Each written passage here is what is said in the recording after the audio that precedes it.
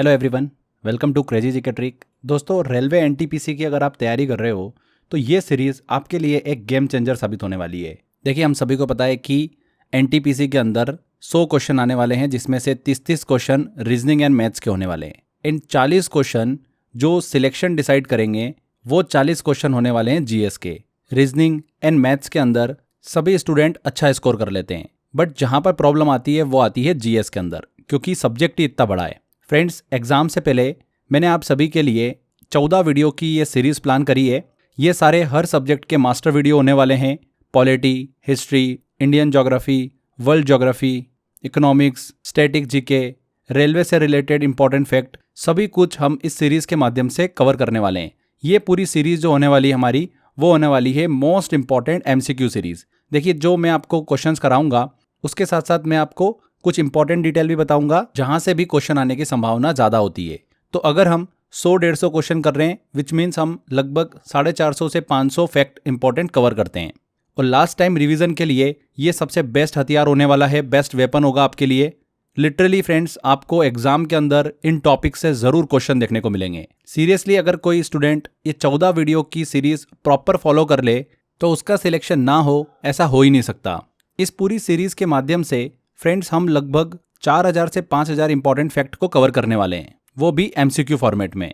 जो last year exam के अंदर क्वेश्चंस पूछे गए हैं, उन सभी चीज़ों को हमने ध्यान में रखते हुए आपके लिए ये सीरीज प्लान करी है। तो इस एनटीपीसी एमसीक्यू सीरीज में हम इंडियन पॉलिटी के आज के सेशन में उन सभी टॉपिक को कवर करने जा रहे हैं जो ना कि सिर्फ एनटीपीसी बल्कि आरआरबी, एसआई, कांस्टेबल, एएलपी जैसी सभी रेलवे एग्जाम के लिए हाई स्कोरिंग और बार बार पूछे गए टॉपिक्स हैं। आज के इस पॉलिटी में हमने जो टॉपिक्स कवर करे हैं वो आप यहाँ पर देख सकते हैं, जैसे constitutional development of India, constituent assembly and making of constitution, sources of Indian constitution, fundamental rights and fundamental duties, directive principles of state policy DPSP, union parliament, Lok Sabha, Rajya Sabha, president, prime minister, council of minister, governor and state government structure, Panchayati Raj and municipalities, judiciary, supreme court और high court और important constitutional amendments. इसके अलावा various constitutional body like election commission, CAG, UPSC, इनसे related भी मैंने काफ़ी question इस video में ऐड करे हैं। तो आपका कुछ भी नहीं छूटने वाला है, बस आपको प्रॉपर वीडियो को एंड तक फॉलो करना है। फ्रेंड्स, यहाँ पर वीडियो स्टार्ट करें उससे पहले एक जरूरी इन्फॉर्मेशन मैं आपको दे देता हूँ। इस वीडियो का पीडीएफ और इस पूरी सीरीज का पीडीएफ आप फ्री में ले सकते हैं। फ्री में आपको कहाँ पर मिलेगा? Crazy G K trick application पे मिलेगा। मैंने वहाँ पर railway NTPC last time revision YouTube series के नाम से एक कोर्स बना रखा है। उस कोर्स के अंदर फ्रेंड्स आपको वीडियो भी मिल जाएगा, पीडीएफ भी मिल जाएगा, एंड प्रैक्टिस के लिए मैंने मॉक टेस्ट भी दे रखा है। यही क्वेश्चन मैंने मॉक टेस्ट में दे रखे हैं, जिससे कि आप जल्दी जल्दी प्रैक्टिस कर सके क्वेश्चन की लास्ट टाइम रिवीजन के हिसाब से। क्लियर? तो टेस्ट अच्छे से लगाना है आपको और बार बार टेस्ट की प्रैक्टिस भी करते रहना है। Crazy G K trick application में फाउंडेशन बैच में कोर्स बाय अक्षय सर में आपको ये वाला पैकेज देखने को मिल जाएगा। फ्री में आप इसमें एंटर कर सकते हो। तो चलिए, कुछ बेसिक इन्फॉर्मेशन थी सीरीज को स्टार्ट करने से पहले। अब हम चलते हैं, सेशन को स्टार्ट करते हैं। पॉलिटी को हम कवर कर रहे हैं। आज के सेशन में पॉलिटी का मास्टर वीडियो है। इसमें तकरीबन मैंने 100 के आसपास इंपॉर्टेंट क्वेश्चंस निकाले हैं। एक एक करके सभी को सॉल्व करते हैं। इनमें से किस अधिनियम में कलकत्ता में सर्वोच्च न्यायालय सुप्रीम कोर्ट की स्थापना का प्रावधान किया गया है? तो फ्रेंड्स, रेगुलेटिंग एक्ट 1773 के तहत ब्रिटिश सरकार ने पहली बार केंद्रीय नियंत्रण लागू किया और 22 अक्टूबर 1774 को कलकत्ता में सुप्रीम कोर्ट की स्थापना की। भारत का ये पहला सर्वोच्च न्यायालय था। इसमें एलिजा एम्पे पहले चीफ जस्टिस नियुक्त किए गए। प्रथम मुख्य न्यायाधीश कौन थे? एलिजा एम्पे। ये एग्जाम में पूछा जाता है क्वेश्चन, ध्यान रखिएगा इस चीज़ को। इसके अलावा अन्य न्यायाधीश भी नियुक्त किए गए थे। Robert Chambers, Stephen Caesar, John Hyde, ये सभी अन्य न्यायाधीश नियुक्त किए गए थे। यह कोर्ट क्राउन की ओर से स्थापित हुई थी। इसका उद्देश्य क्या था? कंपनी अधिकारियों और ब्रिटिश सब्जेक्ट्स पर कंट्रोल रखना। इसी एक्ट के तहत गवर्नर ऑफ बंगाल को गवर्नर जनरल बनाया गया और एग्जीक्यूटिव काउंसिल की भी स्थापना हुई थी। यह अधिनियम ब्रिटिश शासन के जुडिशियल सिस्टम की नींव था। कौन सा? Regulating act 1773। ये आंसर करेक्ट होगा। अगला क्वेश्चन है, किस अधिनियम द्वारा कंपनी के सदस्यों और कर्मचारियों का वेतन भारतीय राजस्व से दिए जाने का प्रावधान किया गया था? तो चार्टर एक्ट ऑफ 1793। यहाँ पर ए आंसर करेक्ट होगा। ब्रिटिश सरकार द्वारा पारित यह वह अधिनियम था जिसने पहली बार यह तय किया कि ईस्ट इंडिया कंपनी के कर्मचारियों और बोर्ड ऑफ कंट्रोल के सदस्यों का वेतन, भत्ता या पेंशन भारत के राजस्व से दिया जाएगा। इससे ब्रिटिश एडमिनिस्ट्रेशन को भारत के संसाधनों से चलाने की वैधानिक मंजूरी मिली थी। इस अधिनियम ने कंपनी के प्रशासनिक खर्चों को इंडियन रेवेन्यू से जोड़ दिया। इसके बाद के जो एक्ट्स थे 1833 का सेंट्रलाइजेशन, 1853 का सिविल सर्विसेज, 1873 का जुडिशियल रिफॉर्म्स, उनमें वेतन से संबंधित कोई भी प्रावधान नहीं था। ध्यान रखिएगा, चार्टर्ड एक्ट 1793। अगला क्वेश्चन है, किस अधिनियम द्वारा भारतीयों की शिक्षा पर 1 लाख रुपए प्रतिवर्ष खर्च करने का प्रावधान ब्रिटिश गवर्नमेंट द्वारा किया गया? 1813 से पहले ईस्ट इंडिया कंपनी ने भारतीय शिक्षा को बढ़ावा देने में कोई भी रुचि नहीं ली थी, लेकिन ब्रिटिश मिशनरियों और सुधारकों के दबाव के कारण चार्टर्ड एक्ट 1813 में पहली बार यह प्रावधान किया गया कि भारतीयों की शिक्षा पर हर साल 1 लाख रुपए खर्च किए जाएं। इसका उद्देश्य क्या था? साहित्य, लिटरेचर, विज्ञान और आधुनिक ज्ञान को बढ़ावा देना। इस अधिनियम ने ईसाई मिशनरियों को धर्म प्रचार और स्कूल खोलने की अनुमति भी दी। अन्य चार्टर एक्ट कौन कौन से थे? 1833, 1853, 1873, जो कि शिक्षा से संबंधित नहीं थे, ध्यान रखना ये बात, बल्कि प्रशासनिक सुधारों से जुड़े हुए थे। शिक्षा से रिलेटेड कौन सा था? 1813 वाला। यहाँ पर chartered act of 1813 correct answer होगा। अगला क्वेश्चन लेते हैं, किस अधिनियम के द्वारा बंगाल के गवर्नर जनरल को भारत का गवर्नर जनरल बनाया गया? किस अधिनियम के तहत? वेरी वेरी इंपॉर्टेंट क्वेश्चन है। चार्टर्ड एक्ट 1833 के तहत। इससे पहले जो ब्रिटिश अफसर था वो सिर्फ गवर्नर जनरल ऑफ बंगाल था, यानी उसका कंट्रोल केवल बंगाल प्रेसिडेंसी तक ही सीमित था। 1833 का चार्टर्ड एक्ट क्या कहता था कि governor general of Bengal governor general of India बना दिया गया, यानी अब वो सिर्फ बंगाल का नहीं बल्कि पूरे ब्रिटिश भारत का सबसे बड़ा अधिकारी बन गया। उसे पूरे भारत के लिए कानून बनाने की ताकत, लेजिस्लेटिव पावर दी गई, यानी बॉम्बे और मद्रास प्रेसिडेंसी जो पहले खुद कानून बना सकती थी, उनकी ये विधायी शक्ति छीन ली गई। पहली बार एक सेंट्रलाइज गवर्नमेंट बनाई गई जिसे कहा गया गवर्नमेंट ऑफ इंडिया। इसका मतलब यह था कि अब अलग अलग प्रेसिडेंसी जैसे कि बॉम्बे, मद्रास को एकजुट करके ब्रिटिश इंडिया को एक एडमिनिस्ट्रेटिव यूनिट बनाया गया। यहाँ पर करेक्ट आंसर होगा 1833 का चार्टर्ड एक्ट अधिनियम। नेक्स्ट क्वेश्चन लेते हैं, इनमें से किस अधिनियम के अंतर्गत भारतीय विधान परिषद को, लेजिस्लेटिव काउंसिल ऑफ इंडिया को बजट पर बहस करने की शक्ति प्राप्त हुई? भारतीय विधान परिषद को बजट पर बहस करने की शक्ति किस अधिनियम के अंतर्गत प्राप्त हुई है? तो इंडियन काउंसिल एक्ट 1892 के तहत, 1892 के तहत। इस एक्ट ने पहली बार इंडियन लेजिस्लेटिव काउंसिल को बजट पर चर्चा, डिस्कशन करने की शक्ति दी। हालांकि संशोधन या फिर वोट का अधिकार नहीं था। इंडियन पार्टिसिपेशन का प्रारंभिक चरण था ये। इस अधिनियम में नॉन ऑफिशियल मेंबर की संख्या भी बढ़ाई गई। इससे पहले 1861 एक्ट केवल नाम मात्र की सलाह देता था। बाद में 1909 और 1919 एक्ट ने अधिकार बढ़ाए थे। संविधान में यूनियन बजट आर्टिकल 112 और स्टेट बजट आर्टिकल 202 में वर्णित किया गया है। बजट को हमारे संविधान में एनुअल फाइनेंशियल स्टेटमेंट के नाम से रखा गया है। यहाँ पर करेक्ट आंसर क्या होगा? Indian council act 1892। अगला क्वेश्चन लेते हैं, द्वैत शासन डायरकी की शुरुआत सबसे पहले किस अधिनियम के तहत हुई थी? तो मॉन्टेग-चेम्सफोर्ड रिफॉर्म्स के तहत गवर्नमेंट ऑफ इंडिया एक्ट 1919 से भारत में पहली बार डायरकी द्वैत शासन की शुरुआत हुई थी। किस रिफॉर्म के तहत? मॉन्टेग-चेम्सफोर्ड रिफॉर्म के तहत। ये जो प्रणाली थी प्रांतीय स्तर पर लागू हुई, जिसमें सब्जेक्ट्स को रिवाइज्ड मतलब गवर्नर के अधीन और ट्रांसफर्ड भारतीय मंत्रियों के अधीन 2 भागों में बांटा गया। ये ब्रिटिश शासन में भारतीय भागीदारी की सीमित शुरुआत थी। डायरकी का विस्तार गवर्नमेंट ऑफ इंडिया एक्ट 1935 में केंद्र स्तर पर प्रसारित हुआ, पर लागू नहीं हुआ। संविधान में आज यूनियन स्टेट पावर शेयरिंग को 7th शेड्यूल द्वारा कंट्रोल किया जाता है। डायरकी की प्रेरणा ब्रिटिश संविधान से ली गई है। क्लियर? आगे बढ़ते हैं। अगला क्वेश्चन है, जवाहरलाल नेहरू ने किस अधिनियम को गुलामी का चार्टर कहा था? तो जवाहरलाल नेहरू ने गवर्नमेंट ऑफ इंडिया एक्ट 1935 को चार्टर ऑफ स्लेवरी मतलब गुलामी का चार्टर कहा। क्यों कहा?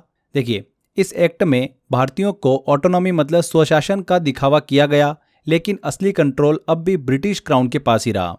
इसके अलावा प्रोविंसेस को कुछ पावर मिली, लेकिन गवर्नर्स को ओवरराइड करने की पूरी ताकत दी गई, यानी इंडियन मिनिस्टर्स की कोई भी असली अथॉरिटी नहीं थी। डायरकी पहले प्रोविंसेस में थी 1919 के एक्ट से। अब इस एक्ट में सेंटर मतलब केंद्र पर लाने की बात हुई, लेकिन लागू ही नहीं की गई। इसके बाद यानी जो भी कानून बनते, निर्णय होते, उनकी अंतिम मंजूरी ब्रिटिश सरकार के पास थी। इसीलिए नेहरू जी ने इसे क्या कहा? चार्टर ऑफ स्लेवरी, गुलामी का चार्टर।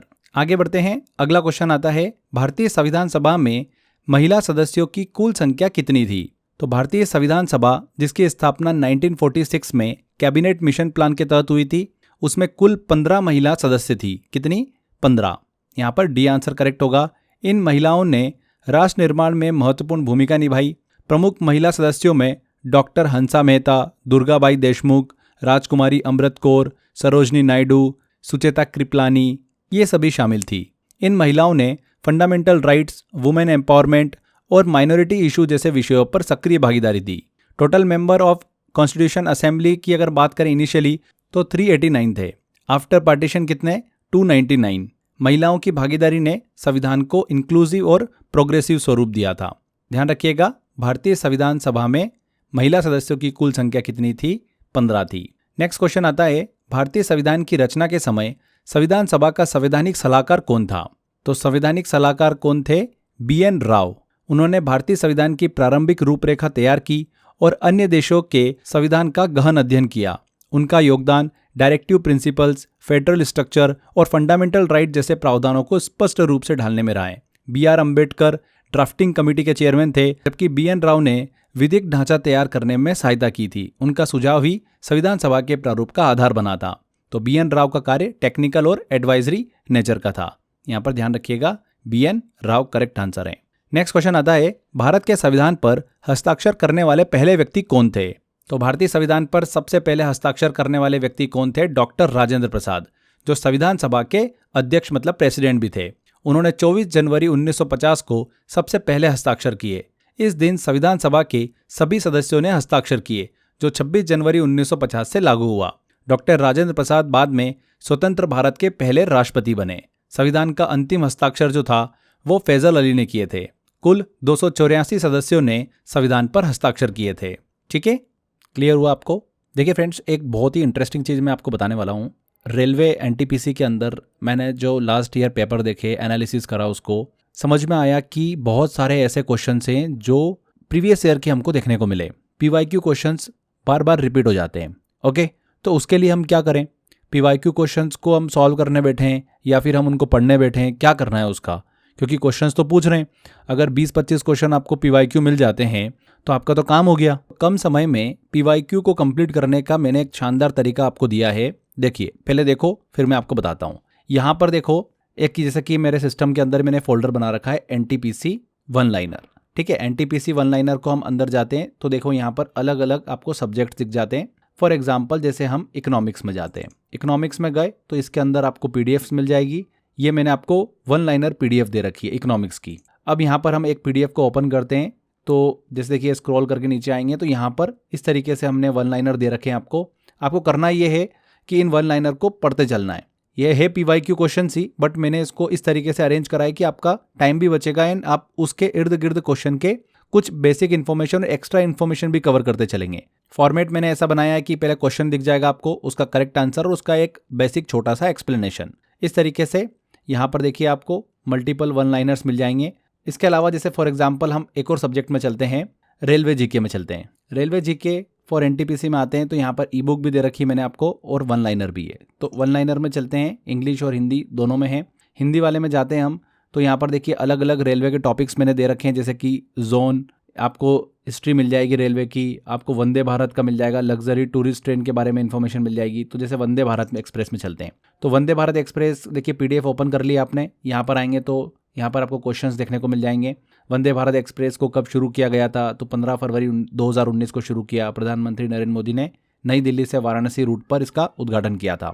तो ऐसे आपको यहाँ पर वन लाइनर्स दे रखे मैंने वंदे भारत से रिलेटेड, सारे इंपॉर्टेंट है। बस आपको इनको फटाफट पढ़ते चलना है, क्विक रिवीजन करना है बस आपको। क्वेश्चंस आपको इसी में से मिल जाएंगे। ऐसे ही और भी देखिए सब्जेक्ट्स हैं, कंप्यूटर है, पॉलिटी है, साइंस है, स्टैटिक GK है, ज्योग्राफी है, हिस्ट्री है, एनवायरनमेंट है। तो सभी के मैंने आपको PYQ जो है उनको वन लाइनर में दे रखा है। 10,000 वन लाइनर आपके यहाँ पर कंप्लीट हो जाते हैं, मतलब PYQ कंप्लीट हो जाते हैं। 101% फ्रेंड्स, काफ़ी क्वेश्चंस आपको यहाँ से देखने को मिलेंगे। प्रॉब्लम ये आती है कि इनको हम जल्दी जल्दी रिवाइज कैसे करें, तो इसीलिए मैंने आपको इनको वन लाइनर के फॉर्मेट में दिया है जिससे कि आप जल्दी और क्विक रिवीजन कर सकें। तो यहाँ पर इस फोल्डर का अगर आपको एक्सेस लेना है, मतलब 10,000 NTPC वन लाइनर को आपको अगर डाउनलोड करना है तो आप कहाँ से ले सकते हैं? देखिए crazy GK trick application download करो। Crazy GK trick application download करते ही वहाँ पर आपको फाउंडेशन कोर्स का ऑप्शन दिखेगा, इसमें जाएंगे, कोर्स बाय अक्षय सर वाला ऑप्शन दिखेगा। जैसे आप इसके अंदर जाएंगे वहाँ पर आपको टॉप पर ही ये कोर्स देखिए दिख जाएगा, railway NTPC 10,000 one liner. Price है इसकी सिर्फ मात्र 29 रुपये, 29 रुपीज़ में आपको 10,000 वन लाइनर मिल जाएंगे। और फॉर्मेट मैंने इतना शानदार बनाया इसका कि आपको पढ़ के मज़ा आ जाएगा। पीवाईक्यू क्वेश्चन है, पीवाईक्यू क्वेश्चन से काफ़ी क्वेश्चंस देखने को मिल रहे हैं एग्जाम के अंदर, यहाँ से हमारा क्वेश्चन गलत नहीं होना चाहिए। तो तुरंत डाउनलोड करो crazy GK trick application, link description में दे रखा है मैंने, और जाओ और इसको एनरोल करो। इसके अलावा मैंने डिस्क्रिप्शन बॉक्स और कमेंट बॉक्स में भी लिंक दे रखा है, वहाँ पर क्लिक कर भी आप इस फोल्डर को एक्सेस कर सकते हैं।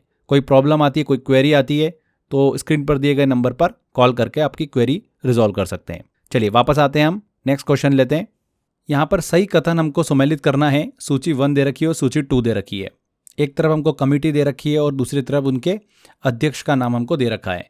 तो यूनियन पावर कमेटी की बात करें तो इसकी अध्यक्षता जवाहरलाल नेहरू ने की थी। किसने? जवाहरलाल नेहरू ने, जिसमें केंद्र राज्य संबंधों की रूपरेखा बनी। ड्राफ्टिंग कमेटी के अध्यक्ष कौन थे? डॉक्टर भीमराव अंबेडकर, जिन्होंने संविधान का प्रारूप तैयार किया। प्रोविंशियल कॉन्स्टिट्यूशन कमेटी की अध्यक्षता सरदार वल्लभ भाई पटेल ने की थी, जो राज्यों की संरचना से जुड़ी हुई थी। फंडामेंटल राइट सब कमेटी का नेतृत्व किसने करा था? जेपी कृपलानी ने किया था।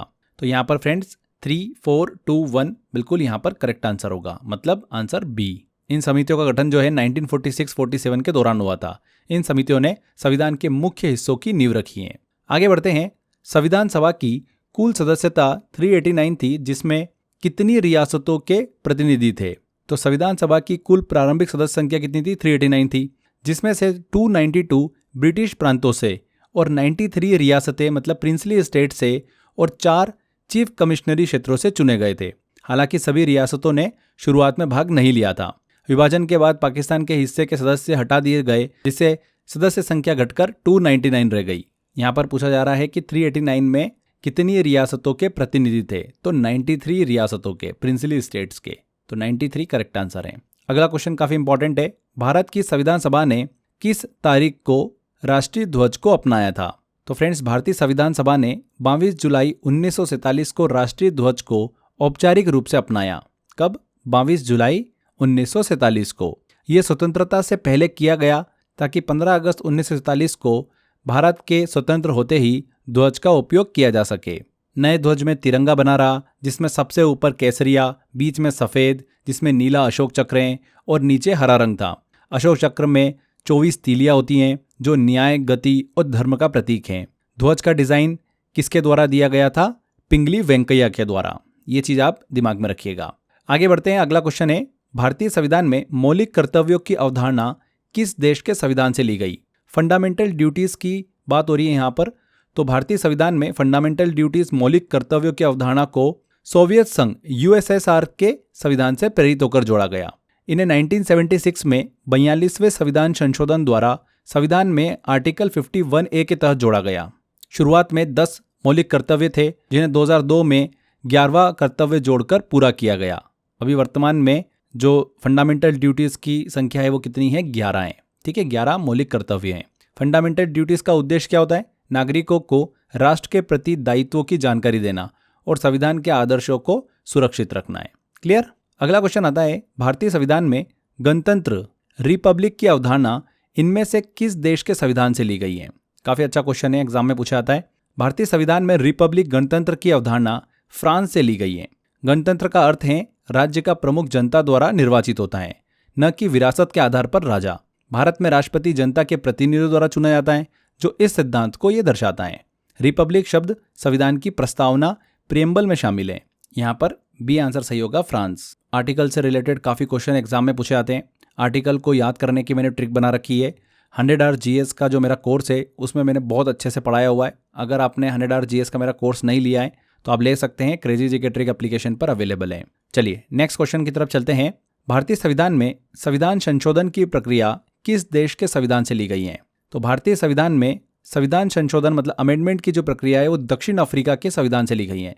इसने हमें 3 प्रकार की संशोधन प्रक्रिया दी। पहला सिंपल मेजोरिटी, दूसरा स्पेशल मेजोरिटी और तीसरा special majority with state ratification. Amendment ये लचीलापन और कठोरता का मिश्रण है, जिससे संविधान में स्थायित्व भी बना रहे और समय के अनुसार बदलाव भी हो सके।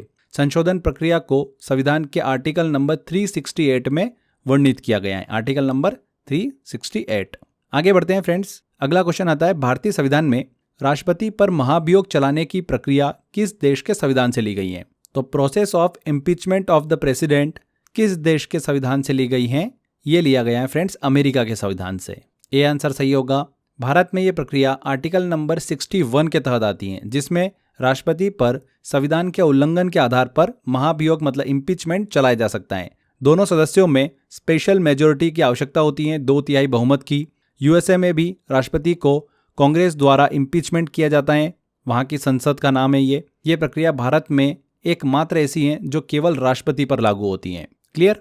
आगे बढ़ते हैं। भारतीय संविधान में राष्ट्रपति द्वारा राज्यसभा में सदस्यों के नॉमिनेशन का प्रावधान किस देश के संविधान से लिया गया है? तो भारतीय संविधान में राष्ट्रपति को राज्यसभा में 12 सदस्यों को मनोनीत मतलब नॉमिनेट करने का अधिकार दिया गया है, जो आयरलैंड के संविधान से प्रेरित हैं। किस देश के संविधान से? आयरलैंड के संविधान से। यह प्रावधान आर्टिकल नंबर 80 में वर्णित है, जिसमें राष्ट्रपति साहित्य, कला, विज्ञान, समाज सेवा इनसे जुड़ी विशिष्ट प्रतिभाओं को नामित कर सकते हैं। इसका उद्देश्य क्या है? उच्च सदन मतलब राज्यसभा को अलग अलग विविध और गुणी लोगों से सशक्त करना। आयरलैंड में भी राष्ट्रपति को उच्च सदन में विशेषज्ञों को नामित करने का अधिकार होता है। यहाँ पर आयरलैंड करेक्ट आंसर है। अगला क्वेश्चन है, इनमें से किस संविधान संशोधन अधिनियम के द्वारा प्रस्तावना में संशोधन किया गया है? तो भारतीय संविधान की प्रस्तावना प्रियम्बल को अब तक केवल एक बार संशोधित किया गया है, और यह हुआ था 42वें संविधान संशोधन अधिनियम 1976 के द्वारा।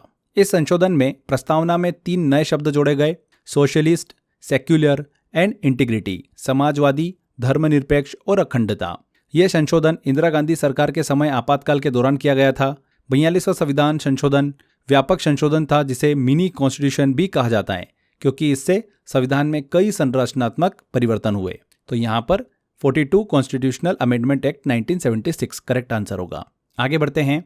इनमें से किसे संविधान की आत्मा के रूप में परिभाषित किया गया है? Soul of the constitution. तो B.R. अम्बेडकर ने संविधान की प्रस्तावना प्रियम्बल को संविधान की आत्मा कहा था, सोल ऑफ द कॉन्स्टिट्यूशन कहा था। प्रस्तावना संविधान के उद्देश्यों, आदर्शों और मूल्यों को संक्षेप में प्रस्तुत करती है, जैसे कि न्याय, स्वतंत्रता, समानता, बंधुत्व, है ना, जस्टिस, लिबर्टी, इक्वालिटी। ये संविधान की आइडेंटिटी कार्ड की तरह है और देश की मूल भावना को भी दर्शाती हैं। प्रस्तावना को सुप्रीम कोर्ट ने भी कई मामलों में संविधान की व्याख्या का आधार माना है। तो प्रियम्बल, प्रस्तावना, soul of the constitution, D answer. Bharat के संविधान की प्रस्तावना में कितनी बार संशोधन किया गया है? अभी हमने डिस्कस किया, सिर्फ एक बार संशोधन किया गया है 42वें संविधान संशोधन अधिनियम 1976 के माध्यम से। तो एक बार, 1 टाइम। नेक्स्ट है, सूची 1 को सूची 2 से मेल कीजिए। सही आंसर हमको निकालना है। एक तरफ संवैधानिक प्रावधान दे रखें और दूसरी तरफ उनके सोर्स दे रखा है, स्रोत दे रखें। मौलिक अधिकार, राज्य के नीति निर्देशक तत्व, मंत्रिमंडलीय सरकार और केंद्र राज्य संबंध। तो फंडामेंटल राइट्स, मौलिक अधिकार अमेरिका, यूएसए से लिए गए हैं, जहां बिल ऑफ राइट्स हैं।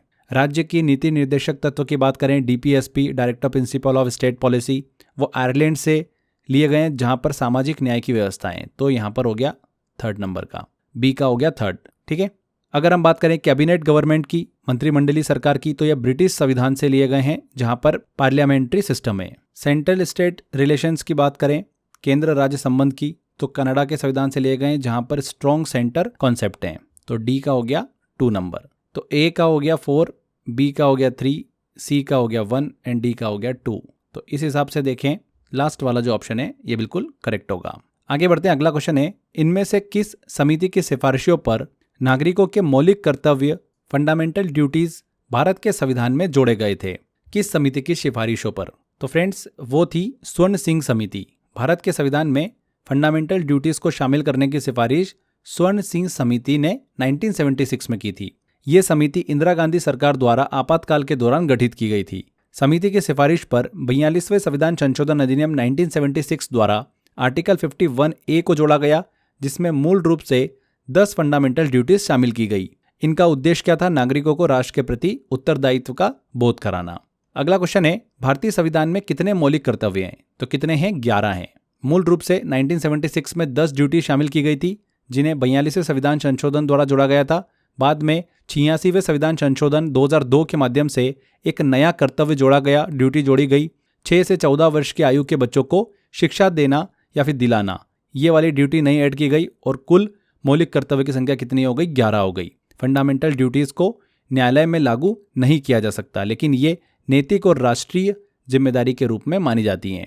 नेक्स्ट क्वेश्चन आता है, इनमें से किस अनुच्छेद में संस्कृति शिक्षा के अधिकार का उल्लेख किया गया है? तो भारतीय संविधान के आर्टिकल 29 और 30 में संस्कृति और शिक्षा के अधिकार का उल्लेख किया गया है। आर्टिकल नंबर 29 और 30 में 29 क्या बोलता है कि सभी नागरिकों को अपनी भाषा, लिपि और संस्कृति की रक्षा करने का अधिकार देता है। आर्टिकल नंबर 30 क्या बोलता है कि अल्पसंख्यकों को, माइनॉरिटीज़ को यह अधिकार देता है कि वे अपनी पसंद के शैक्षणिक संस्थान स्थापित और संचालित कर सके। ये अधिकार फंडामेंटल राइट्स पार्ट 3 में आते हैं और विशेष रूप से सांस्कृतिक विविधता की सुरक्षा के लिए बनाए गए हैं। आर्टिकल नंबर 29-30 करेक्ट आंसर है। नेक्स्ट है, देखिए उससे रिलेटेड ही है, इनमें से किस आर्टिकल में अल्पसंख्यक वर्गों को अपनी रुचि की शिक्षण संस्थाओं की स्थापना करने और संचालन करने का अधिकार है?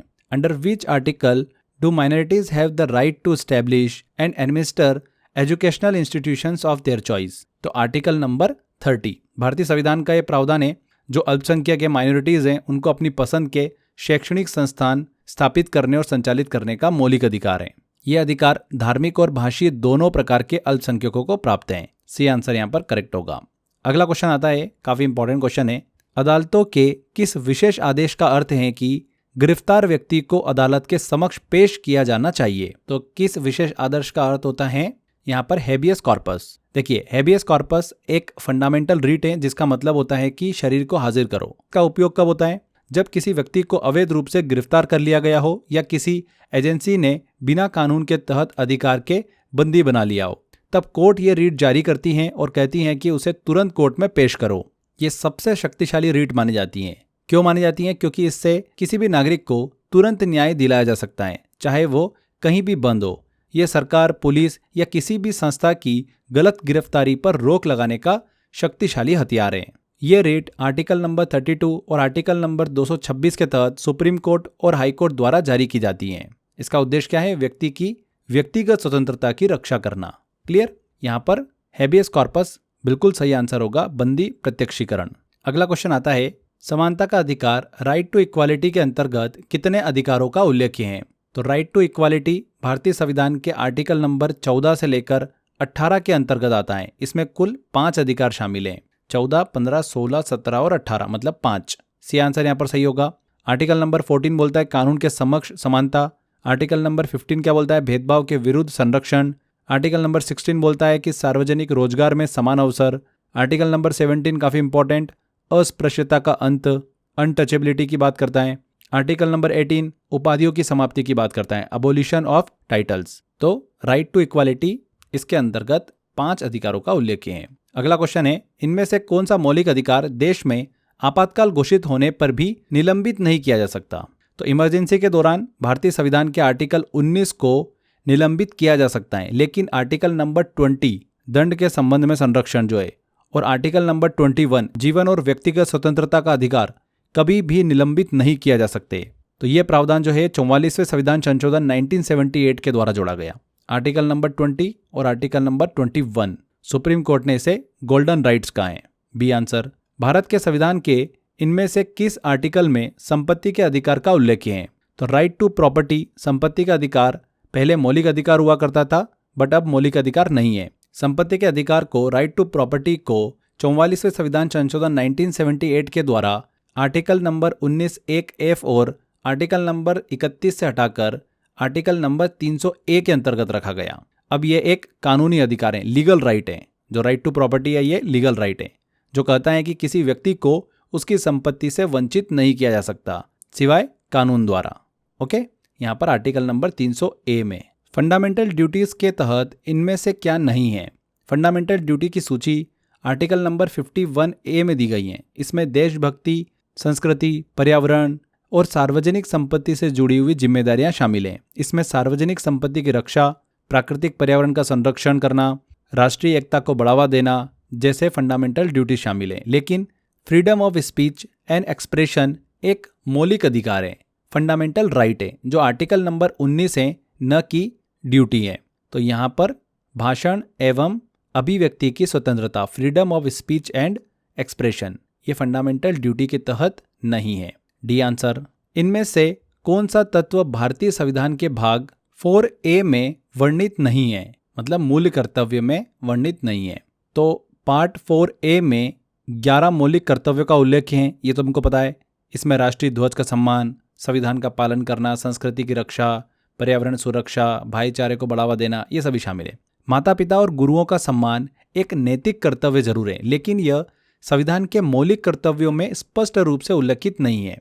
तो अपने माता पिता और गुरुओं का आदर करना, respect your parents and teachers, ये फंडामेंटल ड्यूटी में नहीं आता। बाकी 3 विकल्प जो हैं, ध्वज का सम्मान, भाईचारे की भावना और संस्कृति धरोहर की रक्षा, सीधे तौर पर मौलिक कर्तव्य मतलब फंडामेंटल ड्यूटी में शामिल है। तो सी आंसर यहाँ पर करेक्ट होगा। अगला आता है, भारतीय संविधान का कौन सा अनुच्छेद पंचायती राज व्यवस्था से संदर्भित है? तो पंचायती राज से रिलेट कौन सा करता है आर्टिकल नंबर 40। भारतीय संविधान का आर्टिकल नंबर 40 राज्य को निर्देश देता है कि वह ग्राम पंचायतों, विलेज पंचायत की स्थापना करे और उन्हें कार्य करने की शक्ति और अधिकार दे। ये प्रावधान राज्य के नीति निर्देशक तत्व DPSP में शामिल हैं, जो कि पार्ट 4 में आते हैं। जो आर्टिकल नंबर 40 है, उसके आधार पर ही 73वां संविधान संशोधन 1992 लागू हुआ, जिससे पंचायती राज सिस्टम को एक संवैधानिक दर्जा मिला। इस प्रणाली का उद्देश्य स्थानीय स्वशासन और लोकतंत्र को जमीनी स्तर पर लागू करना है। तो आर्टिकल नंबर 40 जो है, ये पंचायती राज से रिलेट करता है। आगे बढ़ते हैं। अगला क्वेश्चन आता है, भारतीय संविधान के द्वारा नागरिकों के लिए एक समान सिविल संहिता, यूनिफॉर्म सिविल कोड की बात कौन सा यहाँ पर आर्टिकल करता है? ये बात पूछ रहे हैं, है ना, किसमें संदर्भित है ये पूछ रहे हैं। तो आर्टिकल नंबर 44 जो है, संविधान राज्य को यह निर्देश देता है कि वह भारत के सभी नागरिकों के लिए समान नागरिक संहिता, यूनिफॉर्म सिविल कोड UCC लागू करने का प्रयास करे। इसका अर्थ है कि सभी नागरिकों के लिए विवाह, उत्तराधिकारी, संपत्ति, इन सब मामलों में समान कानून लागू हो। यह भी राज्य के नीति निर्देशक तत्व DPSP जो है, directive principle of state policy, उनमें शामिल है और न्यायालय द्वारा बार बार लागू करने की सिफारिश की गई है। फिर भी अभी तक ये पूरी तरीके से लागू नहीं हुआ है। काफ़ी ज़्यादा न्यूज़ में भी रहता है, एग्जाम में क्वेश्चन यहाँ से पूछा ही जाता है। आर्टिकल नंबर 44 UCC से रिलेट करता है, यूनिफॉर्म सिविल कोड से। अगला क्वेश्चन है, इनमें से भारत के किस राज्य में नागरिकों के लिए एक समान सिविल संहिता लागू है? तो यूनिफॉर्म सिविल कोड भारत के सभी नागरिकों के लिए एक समान व्यक्तिगत कानून लागू करने की बात करता है, लेकिन यह केवल गोवा में ही पूरी तरीके से लागू है, सिर्फ गोवा में। भी गोवा में पुर्तगाली नागरिक संहिता के आधार पर एक समान कानून प्रणाली लागू है, जिसमें विवाह, तलाक, उत्तराधिकारी, इन सब पर सभी धर्मों के लिए एक जैसे कानून है। यह व्यवस्था संविधान के आर्टिकल 44 के आदर्श को व्यवहार में लागू करने का एकमात्र एग्जाम्पल है। तो गोवा में पूरी तरीके से ये लागू है ना, एक समान सिविल संहिता UCC। डी आंसर करेक्ट होगा। अगला क्वेश्चन है, काफी इंपॉर्टेंट क्वेश्चन है और एग्जाम में बार बार पूछते हैं इसको। भारत के संविधान का आर्टिकल 48 क पर्यावरण संरक्षण, संवर्धन और वन तथा वन्य जीवों की रक्षा संदर्भित है। किसमें? DPSP में, directive principle of state policy. Article number 48A जो आर्टिकल नंबर 48 क है, भारतीय संविधान में 42वें संविधान संशोधन अधिनियम 1976 द्वारा जोड़ा गया था। यह राज्य को निर्देश देता है कि यह पर्यावरण की सुरक्षा, संवर्धन, वन और वन्य जीवों की रक्षा सुनिश्चित करे। यह DPSP जो है, directive principle of state policy, उसमें शामिल है। इसका उद्देश्य है स्थायी विकास और पारिस्थितिक संतुलन बनाए रखना। अगला क्वेश्चन है, किस मामले में सर्वोच्च न्यायालय ने कहा है कि DPSP और मौलिक अधिकारों में संतुलन होना चाहिए? तो Minerva mills versus union of India 1980 case में सुप्रीम कोर्ट ने स्पष्ट किया कि मौलिक अधिकार, फंडामेंटल राइट्स और राज्य के नीति निर्देशक तत्व DPSP के बीच बैलेंस बनाए रखना आवश्यक है।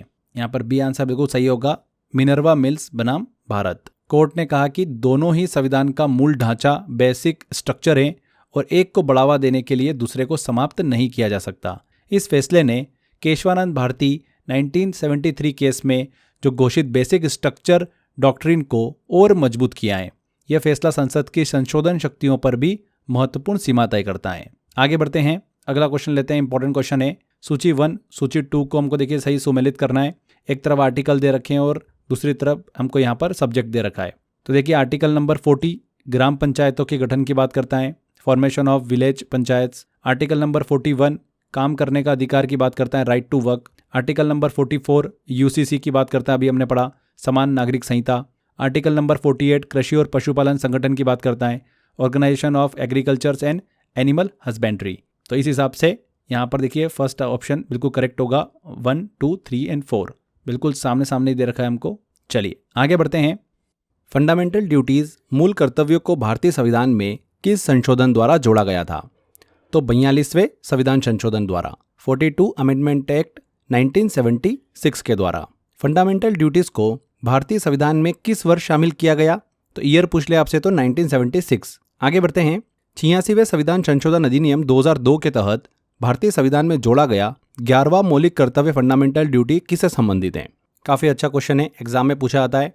फ्रेंड्स, 86वें संविधान संशोधन अधिनियम 2002 द्वारा भारतीय नागरिकों के लिए 11वां मौलिक कर्तव्य जोड़ा गया था। यह आर्टिकल नंबर 51(1) में जोड़ा गया, जिसमें यह कहा गया कि माता पिता या फिर संरक्षक की जिम्मेदारी है कि वो 6 से 14 वर्ष की आयु के बच्चों को शिक्षा दे या फिर दिलवाए। तो प्रोवाइडिंग एजुकेशन टू चिल्ड्रन, इससे संबंधित है 11वीं फंडामेंटल ड्यूटी। अगला क्वेश्चन आता है, सदन की बैठक का पहला घंटा जो प्रश्न पूछने और उत्तर देने के लिए आवंटित किया जाता है उसे क्या कहा जाता है? तो फ्रेंड्स, संसद की कार्रवाई का जो पहला घंटा होता है, जिसे क्वेश्चन आवर भी कहा जाता है, इसमें सांसद सरकार से प्रश्न पूछते हैं और संबंधित मंत्री जवाब देते हैं। ये लोकतंत्र में जवाबदेही, अकाउंटेबिलिटी सुनिश्चित करने का प्रमुख माध्यम है। ये समय आमतौर पर सदन की बैठक की शुरुआत में होता है, मतलब सुबह 11 बजे से 12 बजे तक। तो यहाँ पर डी आंसर सही होगा, क्वेश्चन आवर प्रश्नकाल उसे कहा जाता है। आगे बढ़ते हैं।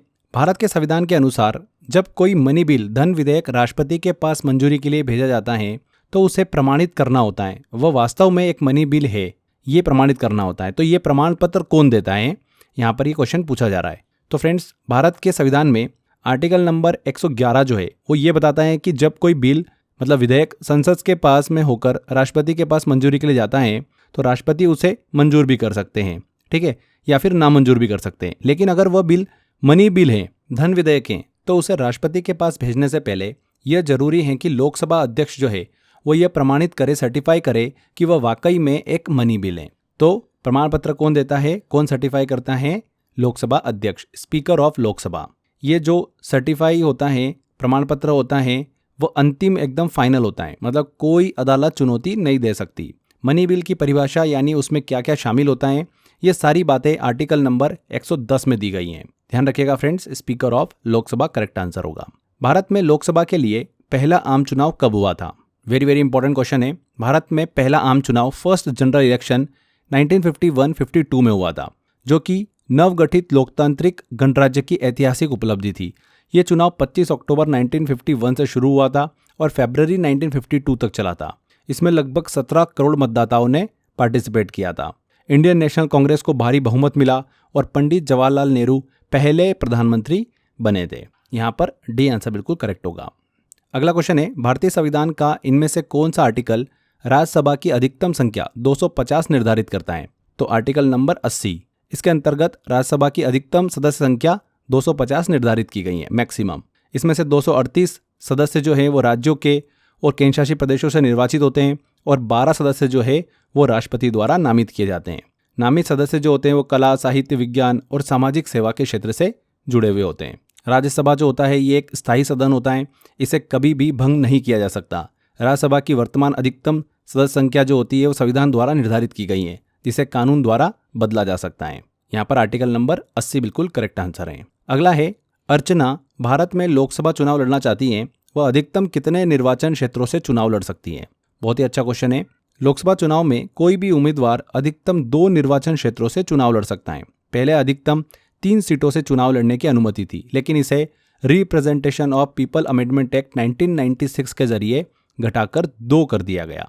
यदि कोई उम्मीदवार दोनों स्थानों से जीत जाता है तो उसे 1 सीट छोड़ना होती है और दूसरे क्षेत्र में फिर क्या होते हैं, बाई इलेक्शन होते हैं, उपचुनाव कराना पड़ता है। ये जो अमेंडमेंट आया था 3 से 2 करने का, ये नियम चुनावी प्रक्रिया में व्यर्थ खर्च को रोकने के लिए लाया गया था। तो यहाँ पर डी आंसर। संविधान द्वारा इनमें से किनके लिए लोकसभा और विधानसभाओं में सीटों के आरक्षण का प्रावधान किया गया है? किनके लिए किया गया है फ्रेंड्स? शेड्यूल्ड ट्राइब्स के लिए, अनुसूचित जातियों के लिए। भारतीय संविधान के आर्टिकल नंबर 330 और 332 के तहत लोकसभा और राज्य विधानसभाओं में एससी मतलब अनुसूचित जातियों और अनुसूचित जनजाति एससी और एसटी के लिए सीटों का आरक्षण प्रावधानित है। इसका उद्देश्य क्या है? एससी एसटी वर्गों को राजनीतिक प्रतिनिधित्व और सशक्तिकरण प्रदान करना। ये आरक्षण जनसंख्या के अनुपात में होता है, समय समय पर बढ़ाया गया है। ओबीसी, वुमेन और पीडब्ल्यूडी के लिए अलग से आरक्षण की मांगे या फिर नीतियां हो सकती हैं, पर संविधान में एससी एसटी को ही स्पष्ट आरक्षण दिया गया है। यहाँ पर शेड्यूल्ड ट्राइब्स बिल्कुल करेक्ट आंसर होगा। अगला क्वेश्चन है, राज्य में विधान परिषद लेजिस्लेटिव काउंसिल को समाप्त करने या फिर बनाने की शक्ति किसके पास होती है? तो भारतीय संविधान के आर्टिकल 169 के अनुसार किसी राज्य की जो विधान परिषद होती है, लेजिस्लेटिव काउंसिल, उसको बनाने या फिर समाप्त करने की शक्ति संसद के पास होती है, पार्लियामेंट के पास होती है। ये आंसर सही होगा।